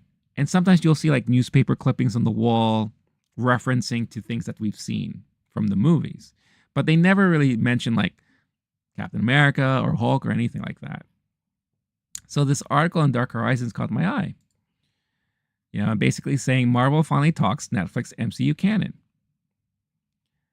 In the past year or two, there's been numerous indications that Marvel Studios has adopted their Netflix shows, Daredevil, Jessica Jones, Luke Cage, Iron Fist, and The Defenders, along with The Punisher, as canon to the Marvel Cinematic Universe. First came actors and characters from Daredevil popping up in MCU works, but still shying away from direct connections to events of the Netflix show narratives. More recently, though, Daredevil Born Again was retooled and so will now serve as more of a direct follow-up to the Netflix series with multiple cast members returning. Marvel executive producer Brad Winderbaum, out promoting the launch of Echo in January this year, was asked about the various Marvel Netflix series and whether they are canon. He only spoke of Daredevil at the time, but said, I think that I personally, Brad Winderbaum, would be confident in saying that it is part of the sacred timeline. Around the same time, Disney Plus updated the Marvel section of their streaming service to incorporate the various shows officially into the timeline order alongside the Marvel Studios' title. That was seen as acknowledgement that they were. Cut to today, while speaking with THR to promote the launch of X-Men 97 animated series, Winterbaum confirmed the overall Netflix era of live-action shows is full MCU canon, and the company is making it official and able to publicly speak about it now. Quote, "We finally said it out loud. Flash forward now to Disney Plus, where we are actually laying out the timeline with titles on a screen. All of a sudden, we're like, we should just do it. Let's do it." It was also spurred by the redevelopment of Daredevil Born Again, once we started to really lean into some of the mythology and backstory that was established in those Netflix shows. Winterbaum also spoke about why the shows were never really considered canon until this year, saying they hadn't decided one way or another until recently. Quote, "When the Netflix shows were coming out and being made, we were building towards Infinity War and Endgame. We were trying to balance all of these film franchises and get them to culminate on screen in these two epic movies. To say it was a challenge is not even correct.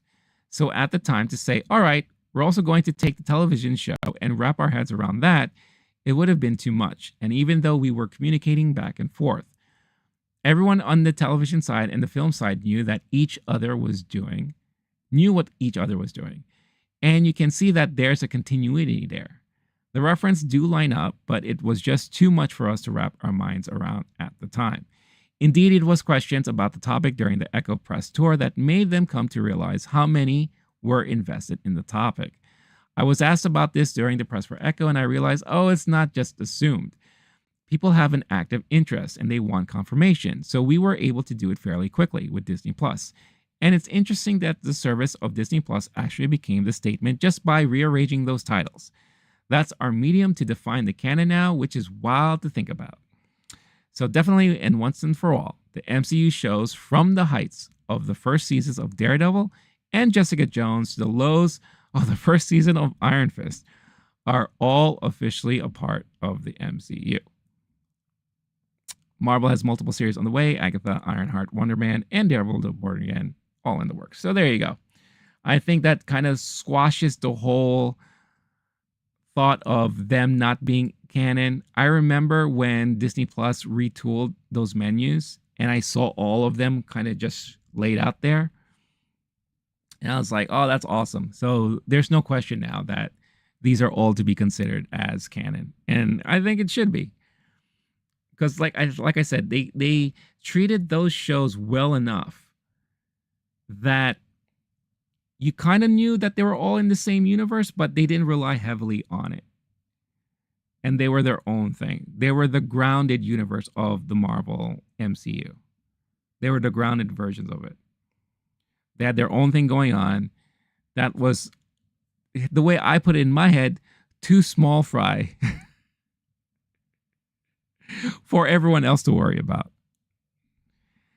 But I would love it if eventually we could see like run-ins with Spider-Man, which is a possibility. So there you go. There you have it. All right. So I think at this point, I'm not seeing anything yet when it comes to Beetlejuice or Alien. So I think now is best time to go into my binge of the week. Binge of the week. Binge of the week. Binge of the week. Renee is going to talk about a series that he binged in the past week. Is it one series? Is it two series? Maybe it's half of a series. I don't know. Shut up. All right. So for this week, there is one series that I did binge. It's a documentary series that came out. But I will start off because today is X-Men 97 Day. And I will say that I did watch the 2 episodes that dropped on Disney Plus at 3 a.m. in the morning. I was like, I'm so curious about it. I have to check it out. So some background story here. Obviously, I was a huge fan of the original animated show in the 90s. for me, it was must-watch TV on a daily basis when I got home from school. At this time, I was already in high school, but I was still very much an animation fan.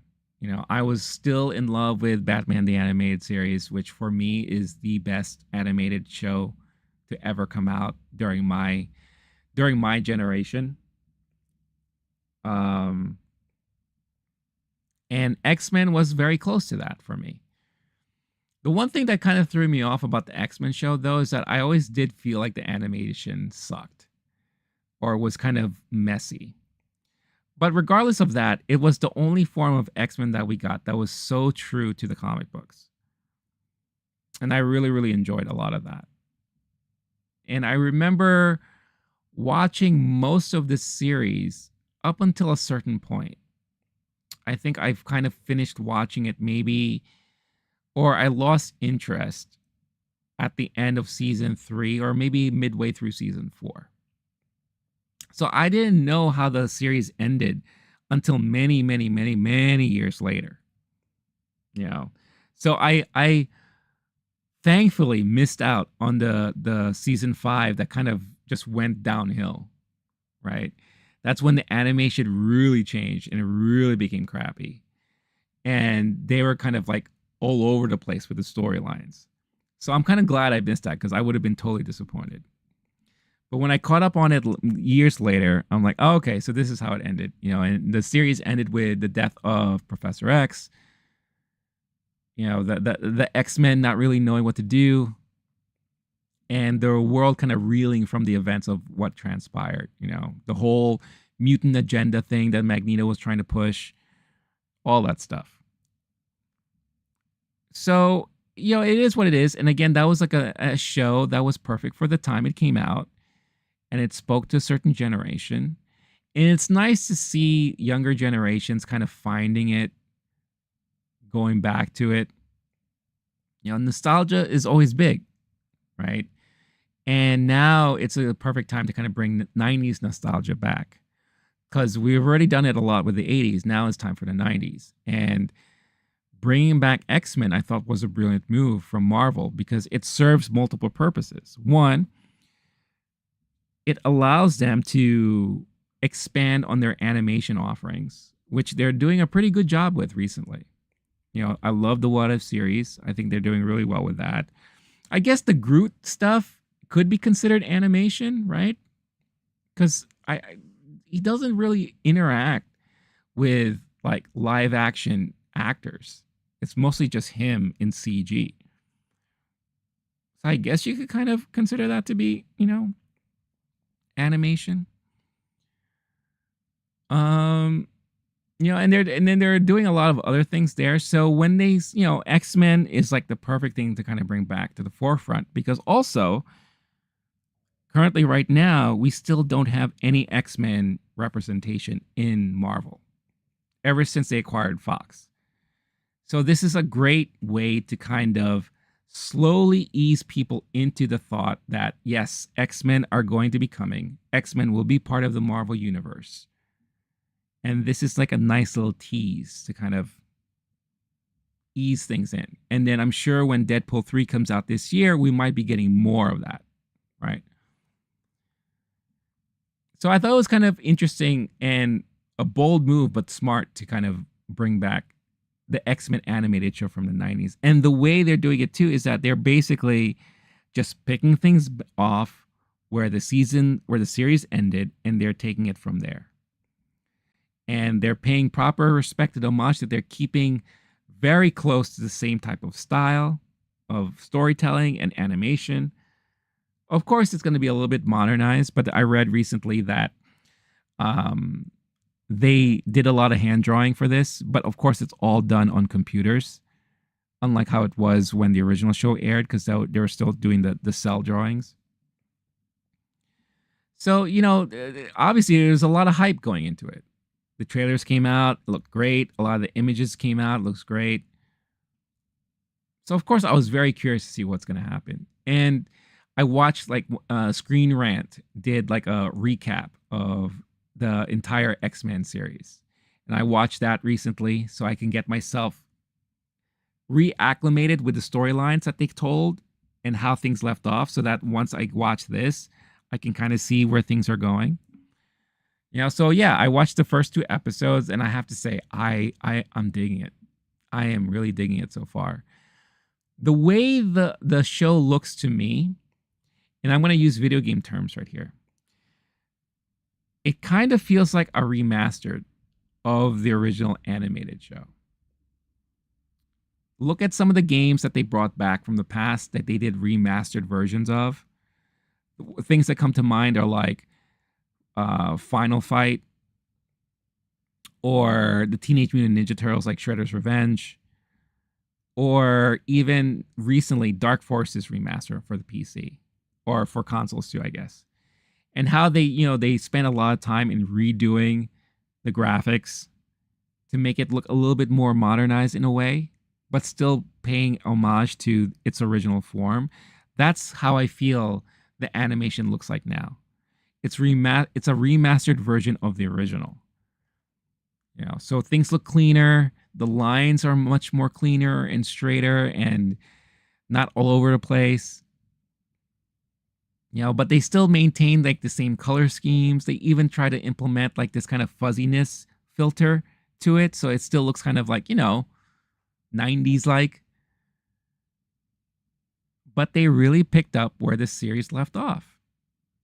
And everything that from the original series is here.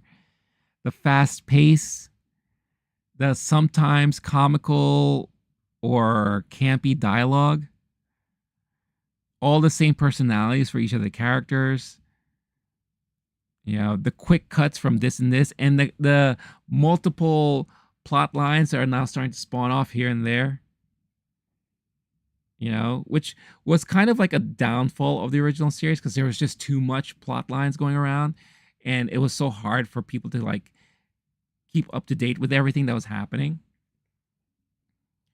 But as of right now, everything is making sense. It's events after Xavier died. The X-Men are trying to figure out how to move on from there, and what are they going to do about leadership. And I'll hand it to them. They're making Cyclops look totally badass. Like, he's taking charge. He feels like he has to be the leader of the X-Men. And everyone's on board, but they still have the same issues. Him and Logan, Wolverine, are still not on great terms. You could tell Wolverine's still in love with Jean Grey, even though she's pregnant now with Scott's baby. Gambit is still horny, still trying to get into Rogue's pants. And Rogue is still talking with her southern kind of references and her little quirks here and there. Sugar and blah, blah, blah, and all that stuff. The big bubbly butt is gone, though. Sorry, y'all. Sorry. Wow. Yeah, it looks like the big bubbly butt did not return. So for all of you who are hoping for a bubbly butt Rogue, I'm sorry. You blew it! But everything just looked great. Everything, the storylines are interesting, because the first episode really, really focused on them picking themselves up from when the series ended, figuring out how to be leaders, or at least Cyclops was, and then, but also Jean making him realize, hey, we're going to have a family now, so maybe we need to kind of take a step back from all of this. Everything is going to be in good hands, because, Professor X really helped us and realize how we should manage things moving forward. All of that. And then the episode ends. And well, the episode actually starts off very similarly to how the series started off, where there was a fresh person that was being held captive. He got rescued by the X-Men, and now this person is kind of like the Jubilee of this series, right? So you have Jubilee that's kind of like hanging out with him. And it's like, oh, it kind of reminds me of like when I first started. I know everything looked weird and all that. But you'll come to learn this and that. But he's still very reluctant. He's like, I don't know if I need you guys. So it's interesting how it was like a full circle moment where I remember when the original series started, and that's how it started. And so seeing this play out here, it's like, oh man, it brings me back to how when the series first started.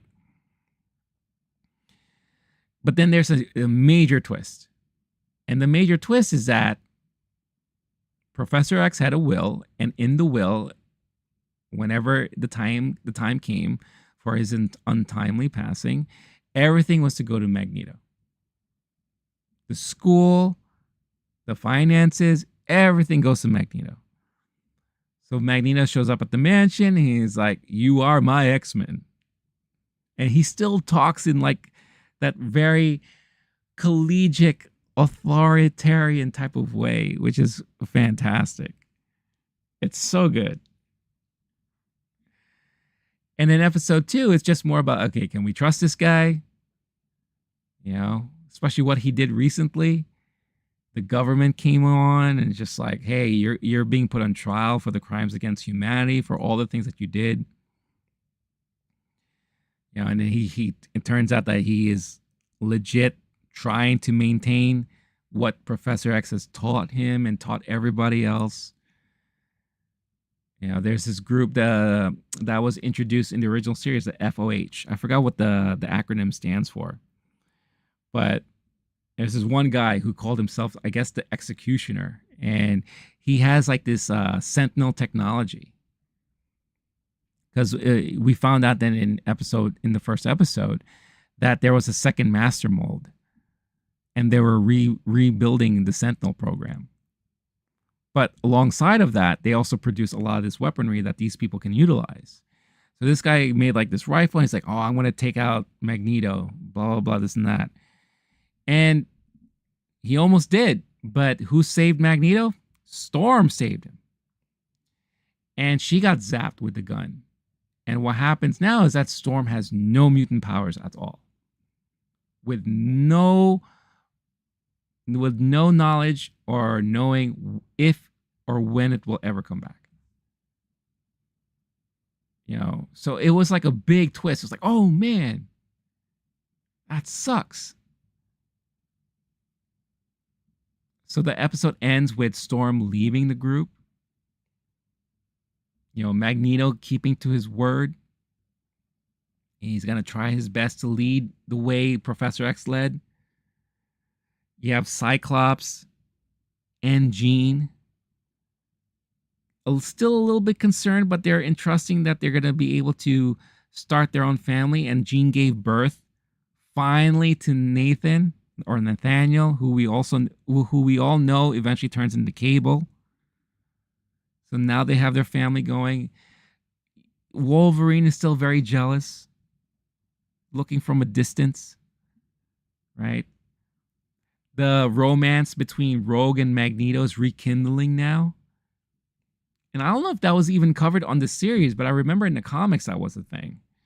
Because it turns out that Magneto's, because of his abilities, he is not affected by Rogue's touch. So essentially, Magneto is the only person that Rogue can touch without having the craziness of absorbing the powers. So that's what helped form the romance in the past, and now it looks like it's rekindling. And Gambit is all, brooding on the side there, like, mon ami, that's my woman. He didn't say that, but I'm sure he's thinking it. Yeah, and Morph is the comic relief, and Morph did something cool between the two episodes where, whenever they were fighting, Morph would morph into another X-Men character. So we saw like appearances from Archangel, but that was Morph. We saw the Blob, again, that was Morph. We saw Psylocke. Just through Morph, we saw all of these other X-Men characters, and I thought that was pretty damn cool. But I have now that the first two episodes are here and I got the chance to see them, I'm excited for the rest of the season, because it looks really good. And it does remind me of when I used to watch the animated show back in the day. And they really paid proper respect, and they're keeping everything maintained as it was. But like I said, with an animation remastered look to it all. But everything else reminds me of the same. And this is a case where what I alluded to earlier was that this is how you can get away with nostalgia, but not overburdening us with bringing things back from the past. Yeah, you have the proper homage to how the original series was, but you're not heavily relying on it. You're just moving on from it. It still feels fresh because of the remastered look. And, being separated from it for so many years, now getting reintroduced to this type of storytelling, it feels fresh, but also feels in a way like, oh, I remember that. Kind of missed it. So it's really, really good. I really dug the first 2 episodes, and I can't wait for the rest of the season and what's to come, because they already did it. They're already starting the crazy side plots all going on. Storm left, no powers. Magneto leading X-Men, rekindling romance with Rogue. Gambit's jealous. Logan's still jealous of Jean and Cyclops. But now they have a family. New babies here. Right? We don't know if Jubilee is crushing on this new guy. She crushed on a lot of people. But they're all incorporating all that stuff. The government now has a respect for Magneto and pardon him for his crimes against humanity because he saved them during this crazy attack. So it's like a lease on life, a new lease on life. How is it all going to end up? Because I think, from what I heard, they're going to bring back Mr. Sinister somehow. Right? What's going to happen there? Oh, and we got to see the Warlocks. Magneto allowed them to go to Genosha for proper exile, and now Genosha is recognized by the UN. I'm like, oh my God, this is all pretty awesome. So yeah, it's so far it's very well done, and I got to give a lot of kudos to, and I have to say it, even though there's still controversy around it, and there's still, no one still knows what's going on there, but Beau DeMaio, for what he did, what he wrote, so far so good. And if they're going to go with his thing for season 2, his hands are very much all over this stuff. And so far, it's really good. So I have to give credit where credit's due. I don't know where you are now, Beau. Hope you're okay. But yeah, I'm excited for the season. And I hope all of you are too. Yeah. Oh, let me catch up on chat. I see that Star-Lord's back. What's up? He up to 36%. Awesome. Almost fell asleep, but realized I needed to reassure myself that the Acolyte won't suck. That's something to keep you up. Rogue and Magneto has romance because she is not magnetic.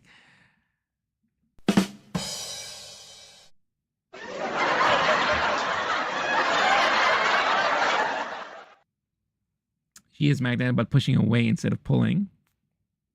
She gets pregnant and yeets the baby across the... Oh my God, no way. Don't do that. That poor baby. I don't think that baby deserves that. All right, here I am again. Oh. Here we go. First trailer. Not Beetlejuice, but Alien Romulus has been released. Hold on, y'all. All right, let's do this. Let's do this live.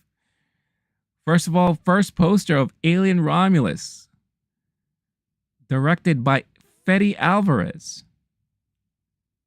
Wow, look at this. I wonder what timeline this is. But that looks fun. That looks fun. First trailer has been released. All right, I gotta go find this. Who the hell is this? Katie O'Brien. Wow, she's jacked. Let me just go through this news here. Is that it? Yeah, no Beetlejuice yet. Damn it. All right. Give me a moment. I'm going to look for this trailer on YouTube. Because I'm excited.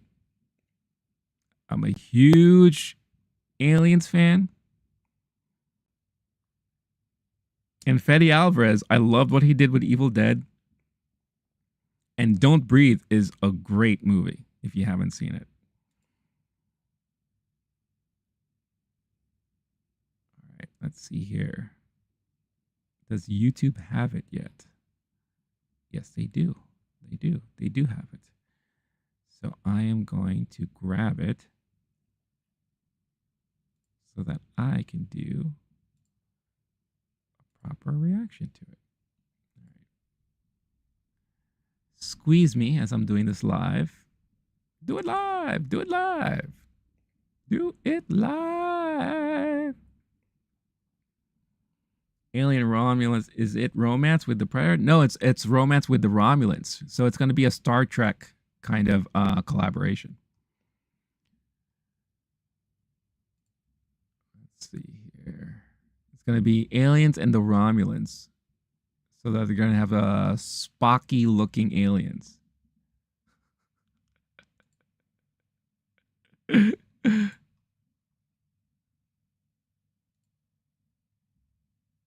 All right, let's pull this up. All right.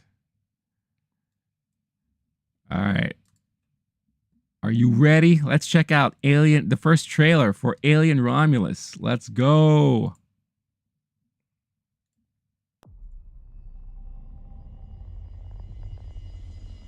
Oh, this already has like old school Alien vibes. Ooh, look at the corridor filming.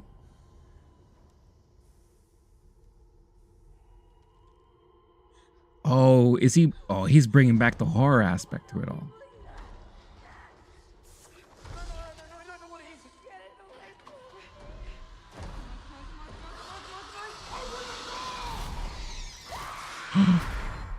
Yo.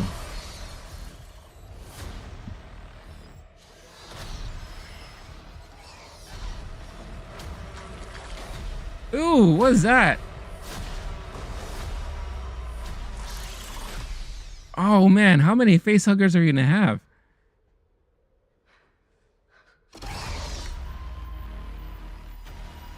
Wow. Oh, I just got chills. And they're multiplying. And I think I'm losing control. Wow.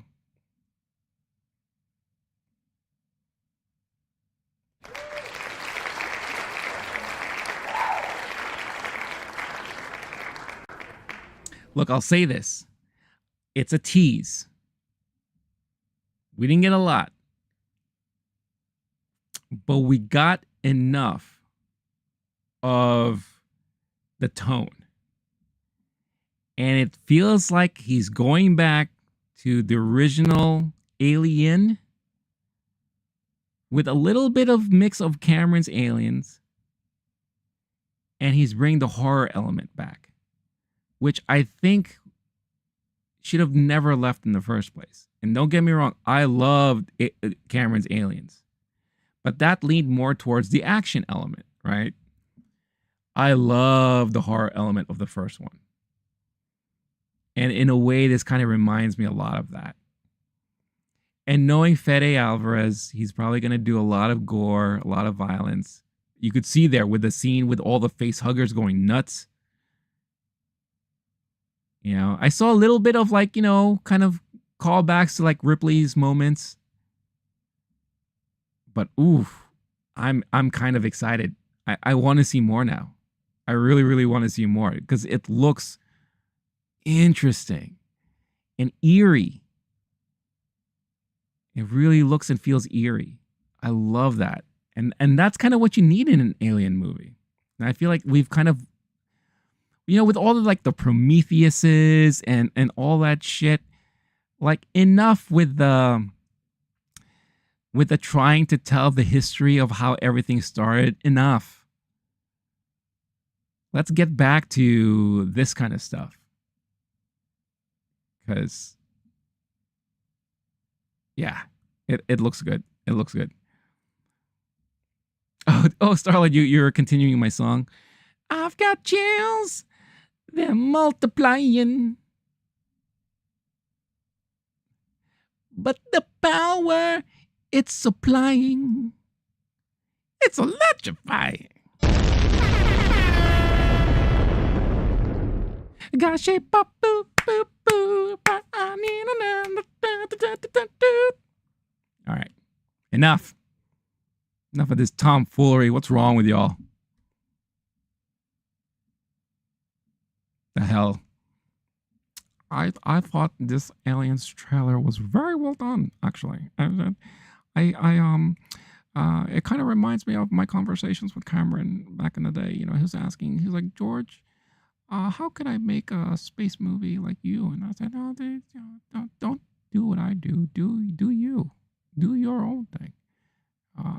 You're big mind, and I see a lot of great things for you in the future. You did Terminator. You know, I love Terminator, and yeah, I think you can do it. You can do it. And this one, I don't know, Fede Alvarez. I don't know him, but it reminds me of the classics. Thanks, George. Appreciate your input.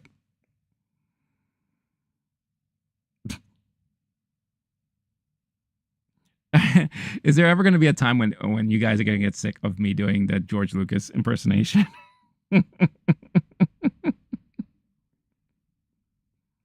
Because I'm not getting sick of it. I think it's the right amount of silly. For me personally, at least. All right. I'm constantly looking at my feed here, just checking for a Beetlejuice 2 reveal. But yeah, Alien Romulus. I was really, really happy to see that. I'm glad I was able to catch that here. All right. To wrap things up, there is that documentary series I watched, and I don't want to get too much into it because of the subject matter of it. It is very touchy, especially when you talk about it here on YouTube. They do kind of flag that kind of stuff. It's a George fix we need, the Lucas. Appreciate that, Star-Lord. But it's a documentary series called Quiet on the Set. And if you have been following social media, then I'm sure you've heard of this by now. The full title of the docuseries is called Quiet on the Set, The Dark Side of Kids TV. But it mainly focuses on the 90s, early 2000s era of Nickelodeon. With Dan Schneider. Dan Schneider he started off as an actor. He's like an actor, writer. You may have remembered him, like I do, from shows like, what was that show he was on? Head of the Class. Right? I remember watching that show a lot. And then he's been in movies. He was in that Good Burger movie with Keenan and Kel. But what a lot of people know him for the most is that he produced and created a lot of the top live action shows on Nickelodeon. And he basically created like an empire by doing all of that stuff. He was responsible for the Amanda Bynes show, all that, which I know a lot of people loved. And then he did Drake and Josh. The All That reboot that came out later. The Zoe something, iCarly, all of those shows. All of those shows. You know, that started the careers of a lot of people. You know. So he was basically like the kid whisperer when it came to programming. He knew what kids would like, and he discovered Amanda Bynes. And this documentary tells a story about that, where she was doing like a set. I think it was the Laugh Factory in California. They used to have sets where they would invite younger talent to kind of do a thing, to display and hone in on their comedy chops. And it was he was in attendance, and he's like, she's the next star. We need to sign her. And look at how she blew up, right? The other side of things, though, unfortunately, is the controversy behind how he treated his staff, how he treated people, and for lack of a better way of saying, is like how he treated the stars, especially the women, the girls, and the way he would write these things with a lot of adult innuendos. I remember there was a time where, it's so easy to go into like YouTube rabbit holes. And I remember coming across a lot of videos about Dan Schneider, like the evil of Schneider. And I there's multiple titles out there of these videos. And it goes into a lot of these accusations of what he did behind the scenes, almost, I don't want to say like he was grooming, but there were certain expectations from the talent at times, or he got too close to kids in a way that adults shouldn't be so close like that. Right? And in this documentary, a lot of former child actors and actresses spoke up, about their experiences. A lot of former staff writers that worked with him spoke up. It turns out that he was very misogynistic. When they were writing and doing the Amanda show, they only had 2 female writers. And the only reason why he brought them on board is because he wanted to have female representation, but he didn't want to pay them. So they had one salary for one person. He split the salary and paid each half. But it was pretty much overall like a boys' club. He would ask them to get him coffee, give him massages, crazy stuff like that. And these are stories that that was being told. Star-Lord, I watched them all. Well, almost. Who's his name? Dan Schneider. Dan Schneider is the big honcho there, the one who produced a lot of these shows. There was one really, really awful sounding story about something that he put one of the female writers through. I'm not going to repeat it here because it's just awful. But she spoke about it in the documentary, and she spoke about a lot of the things that they did on the show that maybe shouldn't have been in kids shows. A lot of oral fixations, a lot of things that are getting splattered on girls' faces. Think about it. I don't need to say it. Just think about it. Obsession with feet. There's these videos that Ariana Grande did for, I think it was for the website or for their YouTube channel, which were just so sexual in nature when you really look at it. There was one point where she was like on the bed, she's like, I'm so thirsty. And she starts like dousing herself with water. She's like, ah! I'm just like, what is going on here? Or she was like squeezing a potato and she's like holding it like this. She's like, give me the juice. And I was just like, huh? This is for kids? So it dove deep into a lot of those things. And it was, I've watched a lot of those YouTube videos. And, when you watch like YouTube videos, these YouTube documentarians, what did I just call them? Documentarians. They always have a lot of research, or at least they try, but they're all coming from their words, and they're gathering info from like articles, or maybe someone on a podcast said something. But to hear it directly from those people, to hear it directly from those who are on set, just gave it a whole other level. And then, my God, when they started talking about some of the people that were part of these productions that ended up becoming PDFs. Oh, and I'm not saying the full word. Just think of what I just said. Man. And the one dude that, got caught. I mean, all of them got caught. But the one that got caught, but no one knew for the longest time who the victim was. And it turned out to be Drake Bell.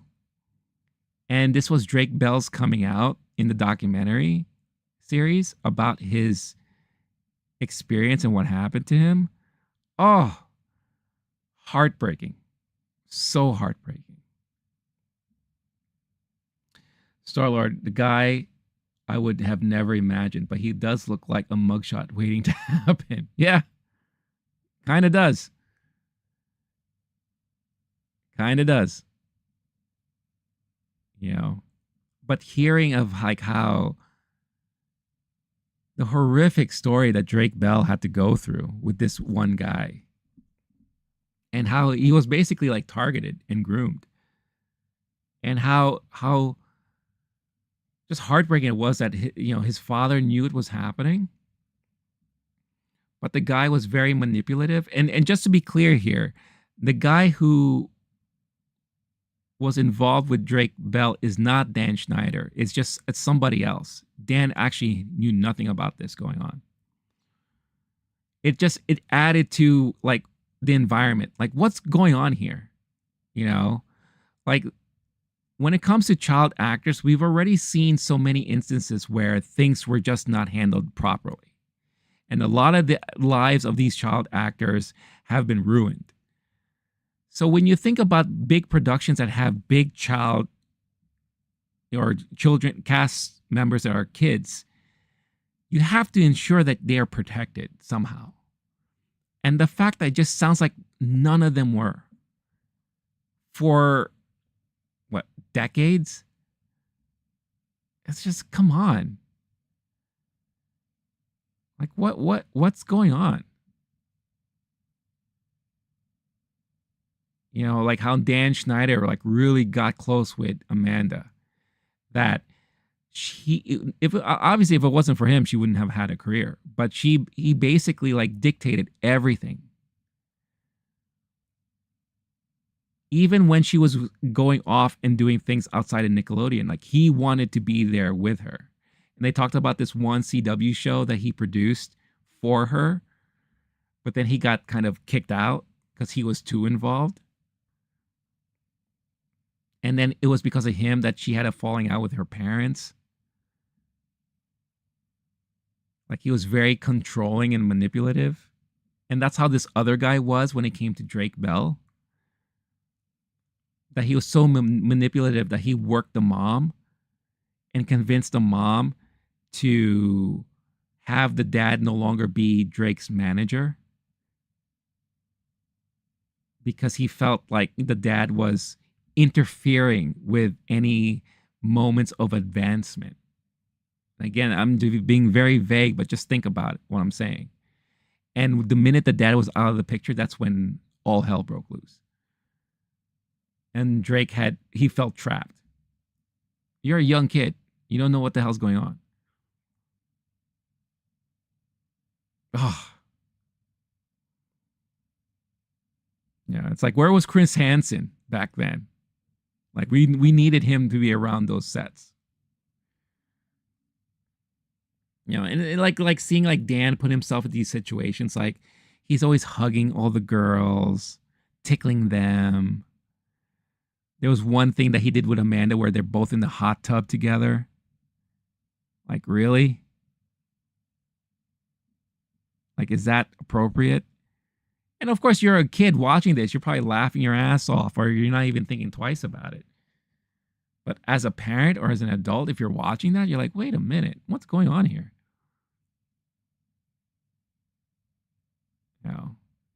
So it was a very eye-opening documentary series that you don't need for me to go into every specific details. I'm giving you, broad strokes that if you're interested enough, I highly recommend you go and check it out yourself. It's on Max right now because it's a Discovery series.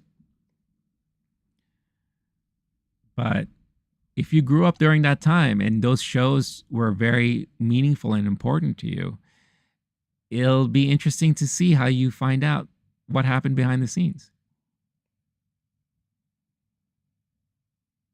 And I feel bad for a lot of these people involved. Because the minute they got away from it, they didn't really have that moment to find that success again. And that's a very common thing that we hear with a lot of children actors. But because of their experiences too, it's just like, some of them get very traumatized because you're at a very impressionable age during these times. And to be exposed to the misogyny, to be exposed to this over-sexualization of young girls at a young age, not cool. Not cool at all.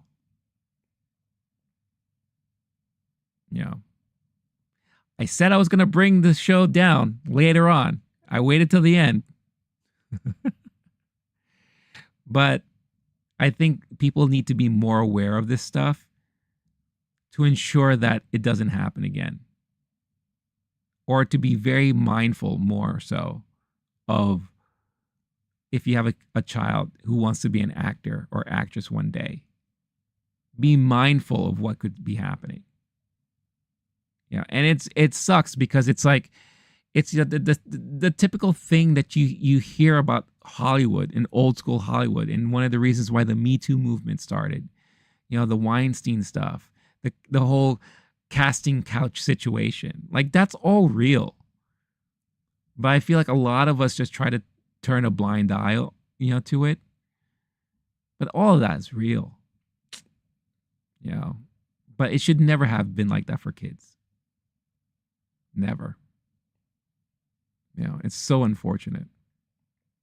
I do have one question about the documentary though, and I couldn't figure it out.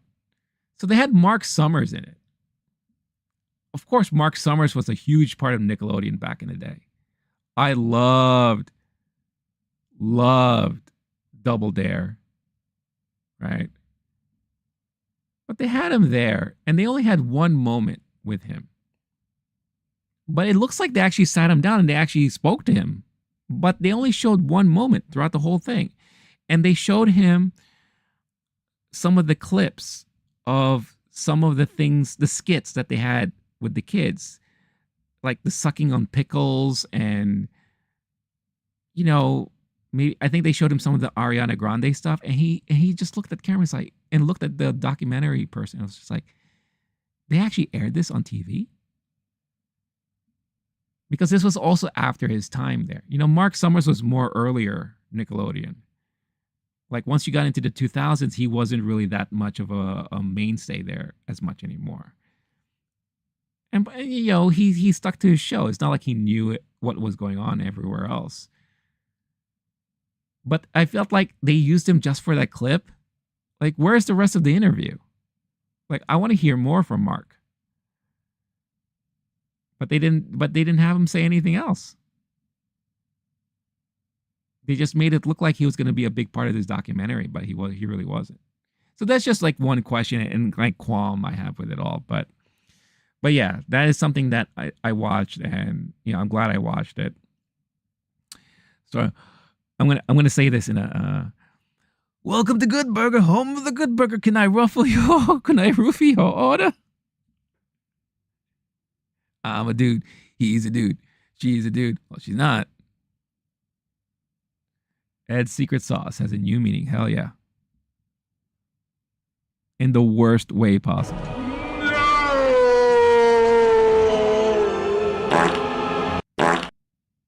I'm gonna come. Okay, that was a little inappropriate. I'm sorry. Inappropriate. Did I say inappropriate? Oh, man. See, this is what happens when you don't drink coffee in the morning and you just drink flavored seltzer water.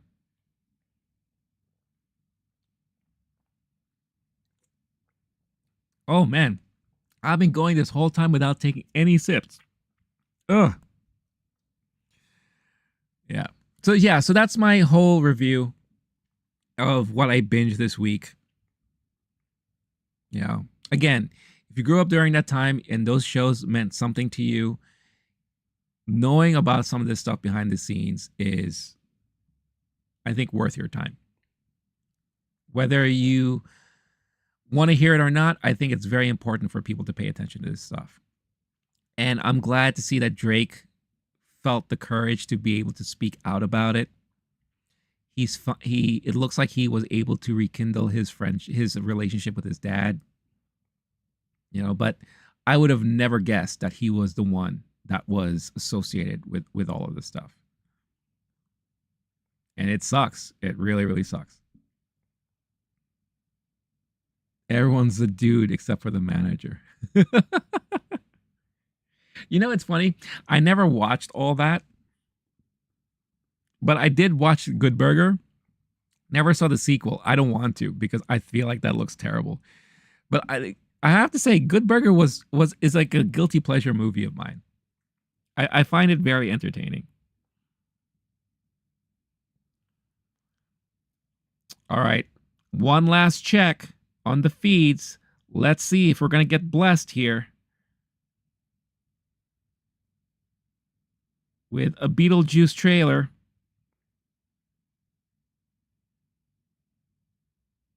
I should have like a sound bit that is like a drum roll.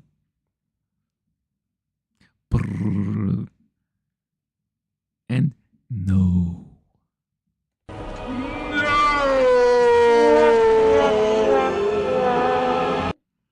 No Beetlejuice 2 trailer just yet.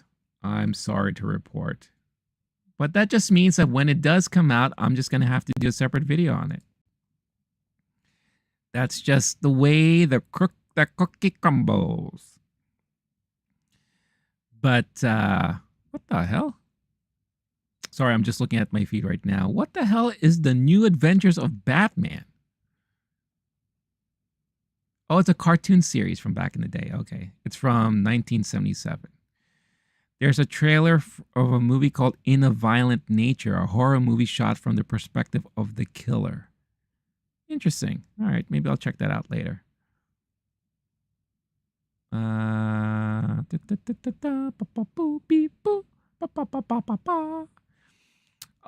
One quick tidbit on Fede Alvarez. It looks like when he made this movie, he both got approval from Ridley Scott and James Cameron. Isn't that nice? I can't get over how cool that trailer looked to me. I don't know. Maybe it's just me. Star-Lord, yeah, it's a classic. We are in the waiting room with numbers. Oh, hell yeah. All there. The giant long ticket. You got Shrunken Head next on this side. You got the girl with the legs on this side. Just waiting for our time for this trailer to drop. So as I leave and bid you all adieu for the day, if you do want to check out my reaction to the Beetlejuice trailer, which I'm sure will be released later today, maybe, hopefully, fingers crossed. If you want to check it out, stay tuned to the channel. Of course, it will be uploaded once I have that ready and available. But I am going to call it for the day. Thank you again, as always, for tuning in and for watching. Always appreciate for those of you who are live or catch me on the replay. I do notice that lately a lot of the streams are being seen after the fact. So if you're watching this after the fact, thank you. I appreciate you watching it, even though it's not live. You know, and as always, like or dislike, it's all the same. But I'll be back here on Friday, 10 a.m. with my review, full review on Ghostbusters Frozen Empire. And if I have the time, I'm going to try to check out Sydney Sweeney's newest movie, Immaculate, which I'm hearing a lot of good stuff about. It's a horror movie that she did. So if I have the time, I will try to check that out too. But stay tuned for Friday and you'll hear exactly what I saw tomorrow. And you'll hear my full thoughts and reviews on all that stuff. So if I don't see you for the rest of the week, I hope you have a fantastic week going into this weekend. Have a great Wednesday. Do the best you can to make it as memorable as possible. Star-Lord, big shout out to you as always, my friend. Thank you as always for being here. Even though you may be now at, I'm assuming, 20%, 15%. Recharge your batteries and I'll catch you in the next one. But until then, stay cool, stay classy, stay safe. Peace out, y'all. Bye-bye.